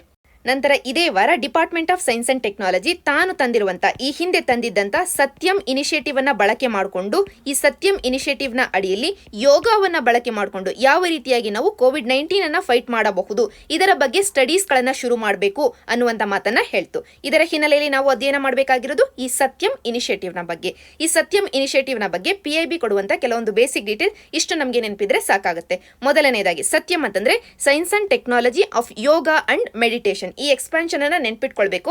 UPSC ಪ್ರಿಲಿಮ್ಸ್ ಅಲ್ಲಿ ಡೈರೆಕ್ಟ್ಲಿ ಸತ್ಯಂ ಇನಿಷಿಯೇಟಿವ್ ಅಂತ ಕೊಟ್ಟಾಗ ನಮಗೆ ಕನ್ಫ್ಯೂಸ್ ಆಗಬಹುದು. ಅದರಿಂದ ಎಕ್ಸ್ಪಾನ್ಷನ್ ನೆನಪಿದ್ರೆ ಸುಲಭವಾಗಿ ಎಲ್ಲಾ ಪಾಯಿಂಟ್ಸ್ ಗಳು ರೀಕಾಲ್ ಆಗ್ತವೆ. ಸತ್ಯಂ ಅಂತಂದ್ರೆ science and technology of yoga and meditation. Yoga ಮತ್ತು ಮೆಡಿಟೇಷನ್ ನ ವಿಷಯವಾಗಿರುವಂತಹ ವೈಜ್ಞಾನಿಕ ಅಂಶಗಳನ್ನ ಅಧ್ಯಯನ ಮಾಡೋದೇ ಈ ಇನಿಷಿಯೇಟಿವ್. ಇದನ್ನ ತಗೊಂಡು ಬಂದಿರೋದು department of science and technology, ministry of science and ಟೆಕ್ನಾಲಜಿಯ ಅಡಿಯಲ್ಲಿರುವಂತಹ ಡಿಪಾರ್ಟ್ಮೆಂಟ್. ಇದರ ಉದ್ದೇಶ ಏನು? ಯೋಗ ಮತ್ತು ಮೆಡಿಟೇಷನ್ ನ ವಿಷಯವಾಗಿರುವಂತಹ ರಿಸರ್ಚ್ ಅನ್ನ ಸ್ಟ್ರೆಂಥನ್ ಮಾಡೋದು. ಮತ್ತು ಈ ನಿಟ್ಟಿನಲ್ಲಿ ಇತರ ಅಕಾಡೆಮಿಕ್ ಇನ್ಸ್ಟಿಟ್ಯೂಷನ್ಸ್ಗಳು ಈಗಾಗಲೇ ಏನಾದರೂ ರಿಸರ್ಚ್ ಅನ್ನ ಮಾಡಿದ್ದೆ ಆದ್ರೆ, ಯಾವುದಾದ್ರೂ ಟೆಕ್ನಾಲಜಿಯನ್ನ ಡೆವಲಪ್ ಮಾಡಿದ್ದೆ ಆದ್ರೆ, ಸೊಲ್ಯೂಷನ್ಸ್ ಗಳನ್ನ ತಂದಿದ್ದೆ ಆದ್ರೆ ಅವುಗಳನ್ನ ಹಾರ್ನೆಸ್ ಮಾಡೋದು ಈ ಇನಿಷಿಯೇಟಿವ್ ನ ಉದ್ದೇಶ. ಇದರ ಅಡಿಯಲ್ಲಿ 2 ಥೀಮ್ಗಳು ಬರ್ತವೆ. ಮೊದಲನೇ ಥೀಮ್ ಅಂತಂದ್ರೆ ಯೋಗ ಮತ್ತು ಮೆಡಿಟೇಷನ್ ಇಂದ ನಮ್ಮ ಫಿಸಿಕಲ್ ಆಸ್ಪೆಕ್ಟಿನ ಮೇಲೆ ಮತ್ತು ಮೆಂಟಲ್ ಹೆಲ್ತಿನ ಮೇಲೆ ಯಾವ ರೀತಿಯ ಇಂಪ್ಯಾಕ್ಟ್ ಬೀರಬಹುದು ಅನ್ನೋದ್ರ ಬಗ್ಗೆ ಇನ್ವೆಸ್ಟಿಗೇಷನ್ ನ ಮಾಡಬೇಕು. ಸೊ ಮೊದಲನೆಯದು ಯೋಗ ಮತ್ತು ಮೆಡಿಟೇಷನ್ ಇಂದ ನಮ್ಮ ದೇಹದ ಮೇಲೆ, ನಮ್ಮ ಮನೋ ಆರೋಗ್ಯದ ಮೇಲೆ ಯಾವ ರೀತಿಯ ಇಂಪ್ಯಾಕ್ಟ್ ಆಗಬಹುದು. ಎರಡನೆಯದು ನಮ್ಮ ದೇಹ, ನಮ್ಮ ಬ್ರೈನ್ ಮತ್ತು ಮೈಂಡ್ ಎಲ್ಲದರ ಮೇಲೆ ಯೋಗ ಮತ್ತು ಮೆಡಿಟೇಷನ್ ಇಂದ ಆಗುವಂತ ಇಂಪ್ಯಾಕ್ಟ್ ಏನು, ಇದರ ಬಗ್ಗೆ ಇನ್ವೆಸ್ಟಿಗೇಷನ್ ನ ಮಾಡೋದು. ಈ 2 ಥೀಮ್ಗಳ ಆಧಾರದ ಮೇಲೆ ಈ ಸತ್ಯಂ ಇನಿಷಿಯೇಟಿವ್ ಕೆಲಸವನ್ನ ಮಾಡುತ್ತೆ. ಈಗ ಇದೇ ಯೋಗವನ್ನ ಬಳಕೆ ಮಾಡಿಕೊಂಡು ನಾವು ಯಾವ ರೀತಿಯಾಗಿ ಕೋವಿಡ್-19 ಅನ್ನ ಫೈಟ್ ಮಾಡಬಹುದು ಅನ್ನೋದನ್ನ ಸ್ಟಡಿ ಮಾಡ್ಲಿಕ್ಕೋಸ್ಕರ department of science and technology ಮುಂದೆ ಬಂದಿದೆ. ಈ ಸತ್ಯಂ ಇನಿಷಿಯೇಟಿವ್ ಅನ್ನ 2015ರಲ್ಲೇ ತಗೊಂಡ್ ಬಂದಿತ್ತು. ಈಗ ಇದನ್ನ ಯುಟಿಲೈಸ್ ಮಾಡ್ಕೊಳ್ಳಿಕ್ಕೆ ಟ್ರೈ ಮಾಡ್ತಾ ಇದೀವಿ 2020ರಲ್ಲಿ. ಆದ್ದರಿಂದ ಸತ್ಯಂ ಇನಿಷಿಯೇಟಿವ್ ನ ಬಗ್ಗೆ ಸರಳವಾದ ನೇರವಾದಂತ ಪ್ರಶ್ನೆ ಬರಬಹುದು. ಯಾರು ಈ ಇನಿಷಿಯೇಟಿವ್ ಅನ್ನ ತಂದಿರೋದು ಮತ್ತು ಯಾತಕ್ಕೋಸ್ಕರ ತಂದಿರೋದು, ಈ 2 ಪಾಯಿಂಟ್ಗಳು ನಿಮ್ಗೆ ನೆನಪಿದ್ರೆ ಸಾಕಾಗುತ್ತೆ. ನಂತರ ಈ ಆರ್ಟಿಕಲ್ ಅಲ್ಲಿ ಕಾನ್ವಾಲಸೆಂಟ್ ಪ್ಲಾಸ್ಮಾ ಥೆರಪಿಯ ಬಗ್ಗೆ ಮಾತಾಡ್ತಾ ಇದ್ದಾರೆ. ಇದರ ಬಗ್ಗೆ ನಾವು ಈಗಾಗಲೇ ಡಿಸ್ಕಸ್ ಮಾಡಿದೀವಿ, ಅದನ್ನೇ ಒಂದು ಬಾರಿ ರೀಕಾಲ್ ಮಾಡ್ಕೊಳ್ಳೋಣ. ಈಗ ಕೇರಳ ಗವರ್ನಮೆಂಟ್ಗೆ ಈ ಪ್ಲಾಸ್ಮಾ ಥೆರಪಿಯನ್ನ ಬಳಕೆ ಮಾಡ್ಕೊಳ್ಳಿಕ್ಕೋಸ್ಕರ ಒಪ್ಪಿಗೆಯನ್ನ ಕೊಡಲಾಗಿದೆ. ಈ ಪ್ಲಾಸ್ಮಾ ಥೆರಪಿಯಲ್ಲಿ ಪ್ರೋಸೆಸ್ ಯಾವ ರೀತಿಯಾಗಿ ಇರುತ್ತೆ ಅಂತಂದ್ರೆ, ಮೊದಲಿಗೆ ಒಬ್ಬ Covid patient in case recovery ಆಗಿದ್ದೆ ಆದ್ರೆ, ರಿಕವರಿ ಆಗಿದ್ದಾನೆ ಅಂತಂದ್ರೆ ಇದರ ಅರ್ಥ ಏನು, ಆತನ ದೇಹದಲ್ಲಿರುವಂತ ವೈರಸ್ ಅನ್ನ, ಕೋವಿಡ್ ವೈರಸ್ ಏನಿದೆ ಅದನ್ನ ಆತನ ದೇಹ ನಾಶ ಮಾಡಿದೆ ಅಂತಂದ್ರೆ ಈ ಆಂಟಿಜನ್ ಅನ್ನ ನಾಶ ಮಾಡ್ಲಿಕ್ಕೋಸ್ಕರ ಒಂದು ಆಂಟಿಬಾಡಿಯನ್ನ ಆತನ ದೇಹ ಉತ್ಪಾದನೆ ಮಾಡಿದೆ. ನಾವೀಗ ಟಾರ್ಗೆಟ್ ಮಾಡಬೇಕಾಗಿರೋದು ಈ ಆಂಟಿಬಾಡಿಯನ್ನ. ಈ ರಿಕವರಿ ಆಗಿರುವಂತಹ ಪೇಷಂಟಿನ ದೇಹದಿಂದ ತೆಗೆದುಕೊಂಡು ಕೋವಿಡ್-19 ಇಂದ ಬಳಲ್ತಾ ಇರುವಂತಹ ಪೇಷಂಟಿನ ದೇಹಕ್ಕೆ ಕೊಟ್ಟಿದೆ ಆದ್ರೆ ಈ ಆಂಟಿಬಾಡಿ ಈ ಪೇಷಂಟಿನ ದೇಹದಲ್ಲಿರುವಂತಹ ವೈರಸ್ ಅನ್ನ ಕಿಲ್ ಮಾಡುತ್ತೆ. ಯಾಕೆ, ಇದಕ್ಕೆ ಈಗಾಗಲೇ ಈ ಪೇಷಂಟಿನ ದೇಹದಲ್ಲಿ ಕಿಲ್ ಮಾಡಿ ಗೊತ್ತಿದೆ, ಆದ್ದರಿಂದ ಈ ಹೊಸ ಪೇಷಂಟಿನ ದೇಹದಲ್ಲಿ ಕೂಡ ಕಿಲ್ ಮಾಡುತ್ತೆ. ಅಂದ್ರೆ ನಾವೀಗ ಸೆಪರೇಟ್ ಮೆಡಿಸನ್ ಇಲ್ಲದೆಯೇ ಈ ಆಂಟಿಬಾಡಿಯನ್ನ ಬಳಕೆ ಮಾಡಿಕೊಂಡು ಈತನ ದೇಹದಲ್ಲಿರುವಂತಹ ಕೋವಿಡ್-19 ವೈರಸ್ ಅನ್ನ ನಾಶ ಮಾಡಿದ ಹಾಗೆ ಆಯ್ತು. ಇದನ್ನೇ ನಾವು ಪ್ಲಾಸ್ಮಾ ಥೆರಪಿ ಅಂತ ಕರಿತೀವಿ. ಪ್ಲಾಸ್ಮಾ ಅಂತ ಯಾಕೆ ಕರಿತೀವಿ, ಯಾಕೆ ಅಂತಂದ್ರೆ ಈ ವ್ಯಕ್ತಿಯ ದೇಹದಿಂದ ಆಂಟಿಬಾಡಿಗಳನ್ನ ತಗೊಳ್ತಿದೀವಿ ಅಂತಂದ್ರೆ ಈ ವ್ಯಕ್ತಿಯ ದೇಹದಲ್ಲಿರುವಂತಹ ಬ್ಲಡ್ ಅನ್ನ ಅಥವಾ ಬ್ಲಡ್ ಅಲ್ಲೇ ಇರುವಂತಹ ಪ್ಲಾಸ್ಮಾವನ್ನ ನಾವು ಎಕ್ಸ್ಟ್ರಾಕ್ಟ್ ಮಾಡ್ತೀವಿ. ಪ್ಲಾಸ್ಮಾವನ್ನ ತೆಗೆದು ಪೇಷಂಟಿನ ದೇಹಕ್ಕೆ ಕೊಡ್ತೀವಿ. ಆದ್ದರಿಂದನೇ ಇದರ ಹೆಸರು ಪ್ಲಾಸ್ಮಾ ಥೆರಪಿ ಅಂತ. ಸೊ ಬೇಸಿಕ್ ಡೀಟೇಲ್ ಈ ಒಂದು ಪ್ರೋಸೆಸ್ ನಿಮ್ಗೆ ನೆನಪಿದ್ರೆ ಸಾಕಾಗುತ್ತೆ. ನಂತರ ಈ ಹಿಂದಿನ ವಿಡಿಯೋಗಳಲ್ಲಿ ಈಗಾಗಲೇ ನಾವು ಆರೋಗ್ಯ ಸೇತು ಅಪ್ಲಿಕೇಶನ್ ಬಗ್ಗೆ ಡಿಸ್ಕಸ್ ಮಾಡಿದ್ವಿ ಮತ್ತು ಇತ್ತೀಚೆಗೆ ತಾನೇ ಪ್ರೈಮ್ ಮಿನಿಸ್ಟರ್ ಅವರು ಲಾಕ್ಡೌನ್ ಅನ್ನ ಎಕ್ಸ್ಟೆಂಡ್ ಮಾಡುವ ನಿಟ್ಟಿನಲ್ಲಿ ಮಾಡಿದಂತಹ ಭಾಷಣದಲ್ಲಿ ಈ ಅಪ್ಲಿಕೇಶನ್ ಬಗ್ಗೆ ಮೆನ್ಷನ್ ಮಾಡಿದ್ರು. ಆದ್ದರಿಂದ ಎಕ್ಸಾಮ್ ಪರ್ಸ್ಪೆಕ್ಟಿವ್ ಅಲ್ಲಿ ಆರೋಗ್ಯ ಸೇತು ನಮಗೆ ಇಂಪಾರ್ಟೆಂಟ್ ಟಾಪಿಕ್ ಆಗುತ್ತೆ. ಮೊದಲಿಗೆ ಈ ಅಪ್ಲಿಕೇಶನ್ ನ ತಂದಿದ್ದು ಯಾರು ಅಂತಂದ್ರೆ ministry of electronics and information technology. ಯಾತಕ್ಕೋಸ್ಕರ ತಂದಿದ್ದು ಅಂತಂದ್ರೆ ಈಗ ಗವರ್ನಮೆಂಟಿನ ಹತ್ತಿರ ಕೋವಿಡ್-19 ಪೇಷಂಟ್ಗಳ ಬಗ್ಗೆ ಸಾಕಷ್ಟು ಡೇಟಾ ಇದೆ. ಆದರೆ ಇನ್ನೊಂದು ಕಡೆ ಪೀಪಲಿನ ಹತ್ತಿರ, ಜನತೆಯ ಹತ್ತಿರ ಈ ಕೋವಿಡ್-19 ಪೇಷಂಟ್ ಬಗ್ಗೆ ಯಾವುದೇ ಐಡಿಯಾ ಇಲ್ಲ. ಯಾರು ಈ ಜನತೆಯ ಹತ್ತಿರ ಈ ಕೋವಿಡ್-19 ಇನ್ಫೆಕ್ಷನ್ ಅನ್ನ ಇಟ್ಕೊಂಡು ಬರ್ತಾ ಇದ್ದಾರೆ ಅಥವಾ ನಾವು ಎಲ್ಲಿಗೆ ಹೋದ್ರೆ ಈ ಇನ್ಫೆಕ್ಷನ್ ನಮಗೆ ತಾಕಬಹುದು, ಇದರ ಬಗ್ಗೆ ಯಾವುದೇ ಇನ್ಫಾರ್ಮೇಶನ್ ಜನತೆಯ ಹತ್ತಿರ ಇಲ್ಲ. ಆದರೆ ಇದರ ಬಗ್ಗೆ ಎಲ್ಲ ಇನ್ಫಾರ್ಮೇಶನ್ ಗವರ್ನಮೆಂಟಿನ ಹತ್ತಿರ ಇದೆ. ಈ ಇನ್ಫಾರ್ಮೇಶನ್ ಮಿಸ್ ಮ್ಯಾಚ್ ಏನಿದೆ ಇದನ್ನ ಬ್ರಿಡ್ಜ್ ಮಾಡ್ಲಿಕ್ಕೋಸ್ಕರ ಒಂದು ಸೇತುವೆಯ ರೂಪದಲ್ಲಿ ಬಂದಿರೋದೇ ಈ ಆರೋಗ್ಯ ಸೇತು. ಈ ಆರೋಗ್ಯ ಸೇತು ಅಪ್ಲಿಕೇಶನ್ ಅಲ್ಲಿ ಗವರ್ನಮೆಂಟ್ ತನ್ನಲ್ಲಿರುವಂತಹ ಈ ಪೇಷಂಟ್ ಗಳ ಇನ್ಫಾರ್ಮೇಶನ್ ನ ಲೋಡ್ ಮಾಡುತ್ತೆ. ಲೋಡ್ ಮಾಡಿ ಈ ಜನತೆ, ಪರ್ಟಿಕ್ಯುಲರ್ಲಿ ಒಬ್ಬ ವ್ಯಕ್ತಿ ಏನಾದ್ರು ಈ ಆರೋಗ್ಯ ಸೇತು ಆಪ್ ಅನ್ನ ತನ್ನ ಮೊಬೈಲ್ ಅಲ್ಲಿ ಇನ್ಸ್ಟಾಲ್ ಮಾಡ್ಕೊಂಡಿದ್ರೆ ಈ ವ್ಯಕ್ತಿ ಯಾವುದಾದ್ರೂ ಒಂದು ಏರಿಯಾದಲ್ಲಿ ಹೋಗ್ತಾ ಇದ್ದಾನೆ ಅಂತಂದ್ರೆ ಆ ಏರಿಯಾದಲ್ಲಿ ಯಾವುದಾದ್ರೂ ಒಬ್ಬ ಪೇಷಂಟ್ ಹತ್ತಿರದಲ್ಲಿ ಬಂದಿದೆ ಆದ್ರೆ ಈ ಅಪ್ಲಿಕೇಶನ್ ನಮಗೆ ಇಂಡಿಕೇಶನ್ ನ ಕೊಡುತ್ತೆ, ಒಂದು ಅಲರ್ಟ್ ಅನ್ನ ಕೊಡುತ್ತೆ. ನಮ್ಮ ಹತ್ತಿರದಲ್ಲೇ ಕೋವಿಡ್-19 ಇನ್ಫೆಕ್ಷನ್ ನ ಹೊಂದಿರುವಂತಹ ವ್ಯಕ್ತಿ ಒಬ್ಬರು ಇದ್ದಾರೆ ಅಂತ. ಇಮಿಡಿಯೇಟ್ಲಿ ನಾವು ಆ ಏರಿಯಾದಿಂದ ಹೊರಗಡೆ ಬರ್ತೀವಿ. ಇದರಿಂದ ನಮಗೆ ಇನ್ಫೆಕ್ಷನ್ ಆಗೋದು ತಪ್ಪಿದ ಹಾಗೆ ಆಗತ್ತೆ. ಅಂದ್ರೆ ಗವರ್ನಮೆಂಟ್ ಹತ್ತಿರ ಇರುವಂತಹ ಈ ಡೇಟಾವನ್ನ ಜನತೆಗೆ ಇನ್ಫೆಕ್ಷನ್ ಆಗೋದನ್ನ ಕಡಿಮೆ ಮಾಡ್ಲಿಕ್ಕೋಸ್ಕರ ಆರೋಗ್ಯ ಸೇತು ಅಪ್ಲಿಕೇಶನ್ ನ ಮುಖಾಂತರವಾಗಿ ನಾವು ಬಳಕೆ ಮಾಡ್ಕೊಳ್ತಾ ಇದೀವಿ.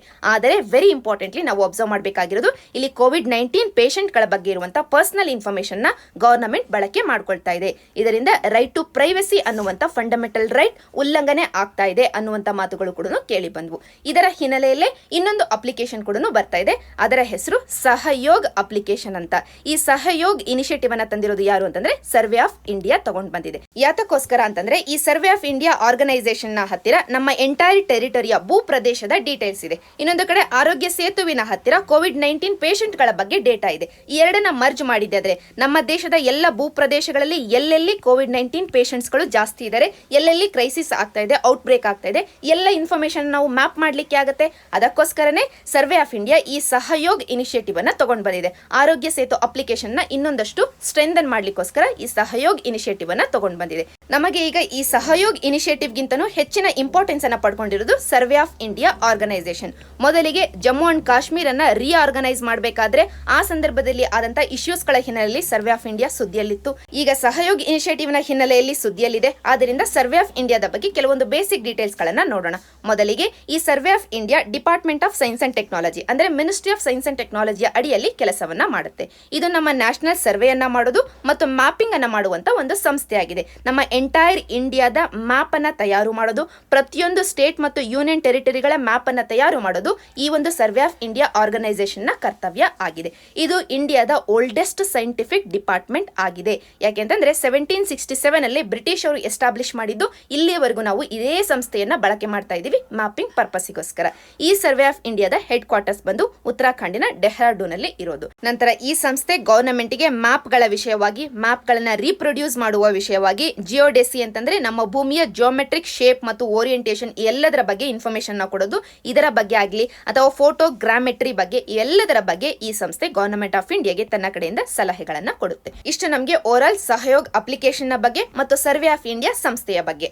ನಂತರ ಇದೇ ವಾರ PIB ಯಲ್ಲಿ ಇನ್ನೊಂದು ಇನಿಷಿಯೇಟಿವ್ ಸುದ್ದಿಯಲ್ಲಿತ್ತು. ಅದು ಯಾವುದು ಅಂತಂದ್ರೆ ಯುಕ್ತಿ ವೆಬ್ ಪೋರ್ಟಲ್. ಇದನ್ನ ತಗೊಂಡು ಬಂದಿರೋದು ministry of human resource development. ಇಲ್ಲಿ ಯುಕ್ತಿ ಅಂತಂದ್ರೆ young India combating COVID with knowledge technology and innovation. ಈ ಯುಕ್ತಿ ಇನಿಷಿಯೇಟಿವ್ ಅನ್ನ ಯಾತಕ್ಕೋಸ್ಕರ ತಂದಿರೋದು ಅಂತಂದ್ರೆ ಈಗಾಗಲೇ COVID-19 ಅನ್ನ ಫೈಟ್ ಮಾಡುವ ಹಿನ್ನೆಲೆಯಲ್ಲಿ ministry of human resource development ಸಾಕಷ್ಟು ಎಫರ್ಟ್ಸ್ ಗಳನ್ನ ಹಾಕಿದೆ.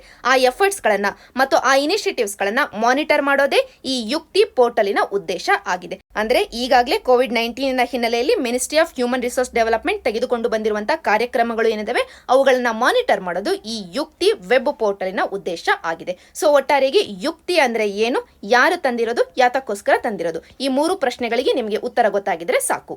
ನಂತರ ಈ ವಾರದ ವೆರಿ ಇಂಪಾರ್ಟೆಂಟ್ ಟಾಪಿಕ್ ಅದೇನು ಅಂತಂದ್ರೆ USA WHO ಕೊಡ್ತಾ ಇರುವಂತಹ ಫಂಡಿಂಗ್ ಅನ್ನ ಸ್ಟಾಪ್ ಮಾಡ್ತೀನಿ ಅಂತ ಹೇಳ್ತಾ ಇದೆ. ಕಾರಣ ಏನು? ಈಗ ಸದ್ಯಕ್ಕೆ ಆಗ್ತಾ ಇರುವಂತಹ COVID-19 ಔಟ್ ಬ್ರೇಕಿನ ಸಂದರ್ಭದಲ್ಲಿ WHO ಸರಿಯಾಗಿ ಕೆಲಸವನ್ನ ಮಾಡಿಲ್ಲ. ಎರಡನೇದಾಗಿ WHO ಪ್ರೋ ಚೈನಾ ಕೆಲಸವನ್ನ ಮಾಡಿದೆ, ಚೈನಾದ ಪರವಾಗಿ ಕೆಲಸ ಮಾಡಿದೆ. ಆದ ಕಾರಣದಿಂದಾಗಿಯೇ ಇವತ್ತು USA ಲಿ ಇಷ್ಟರ ಮಟ್ಟಿಗೆ COVID-19 ಔಟ್ ಬ್ರೇಕ್ ಆಗಿರೋದು ಅನ್ನೋದು USA ಹೇಳ್ತಾ ಇರುವಂತ ಮಾತು.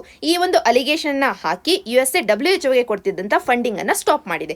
ಇದರ ಹಿನ್ನೆಲೆಯಲ್ಲಿ ಎಕ್ಸಾಮ್ ಪರ್ಸ್ಪೆಕ್ಟಿವ್ ಅಲ್ಲಿ ನಮಗೆ ಬೇಕಾಗಿರೋದು ಅಂತಂದ್ರೆ ಮೊದಲಿಗೆ WHO ದ ಬಗ್ಗೆ ಬೇಸಿಕ್ ಡೀಟೇಲ್ಸ್, ಎರಡನೇದಾಗಿ WHO ಬಗ್ಗೆ ಬರ್ತಾ ಇರುವಂತಹ ಫಂಡಿಂಗ್, ಮೂರನೇದಾಗಿ ಬಂದಿರುವಂತಹ ಈ ಫಂಡಿಂಗ್ ಅನ್ನ ಯಾವ ರೀತಿಯಾಗಿ ಎಕ್ಸ್ಪೆಂಡಿಚರ್ ಮಾಡ್ತಾ ಇದೆ WHO, ನಾಲ್ಕನೇದಾಗಿ ಈ WHO ಮತ್ತು ಇಂಡಿಯಾದ ನಡುವೆ ಇರುವಂತಹ ಸಂಬಂಧ.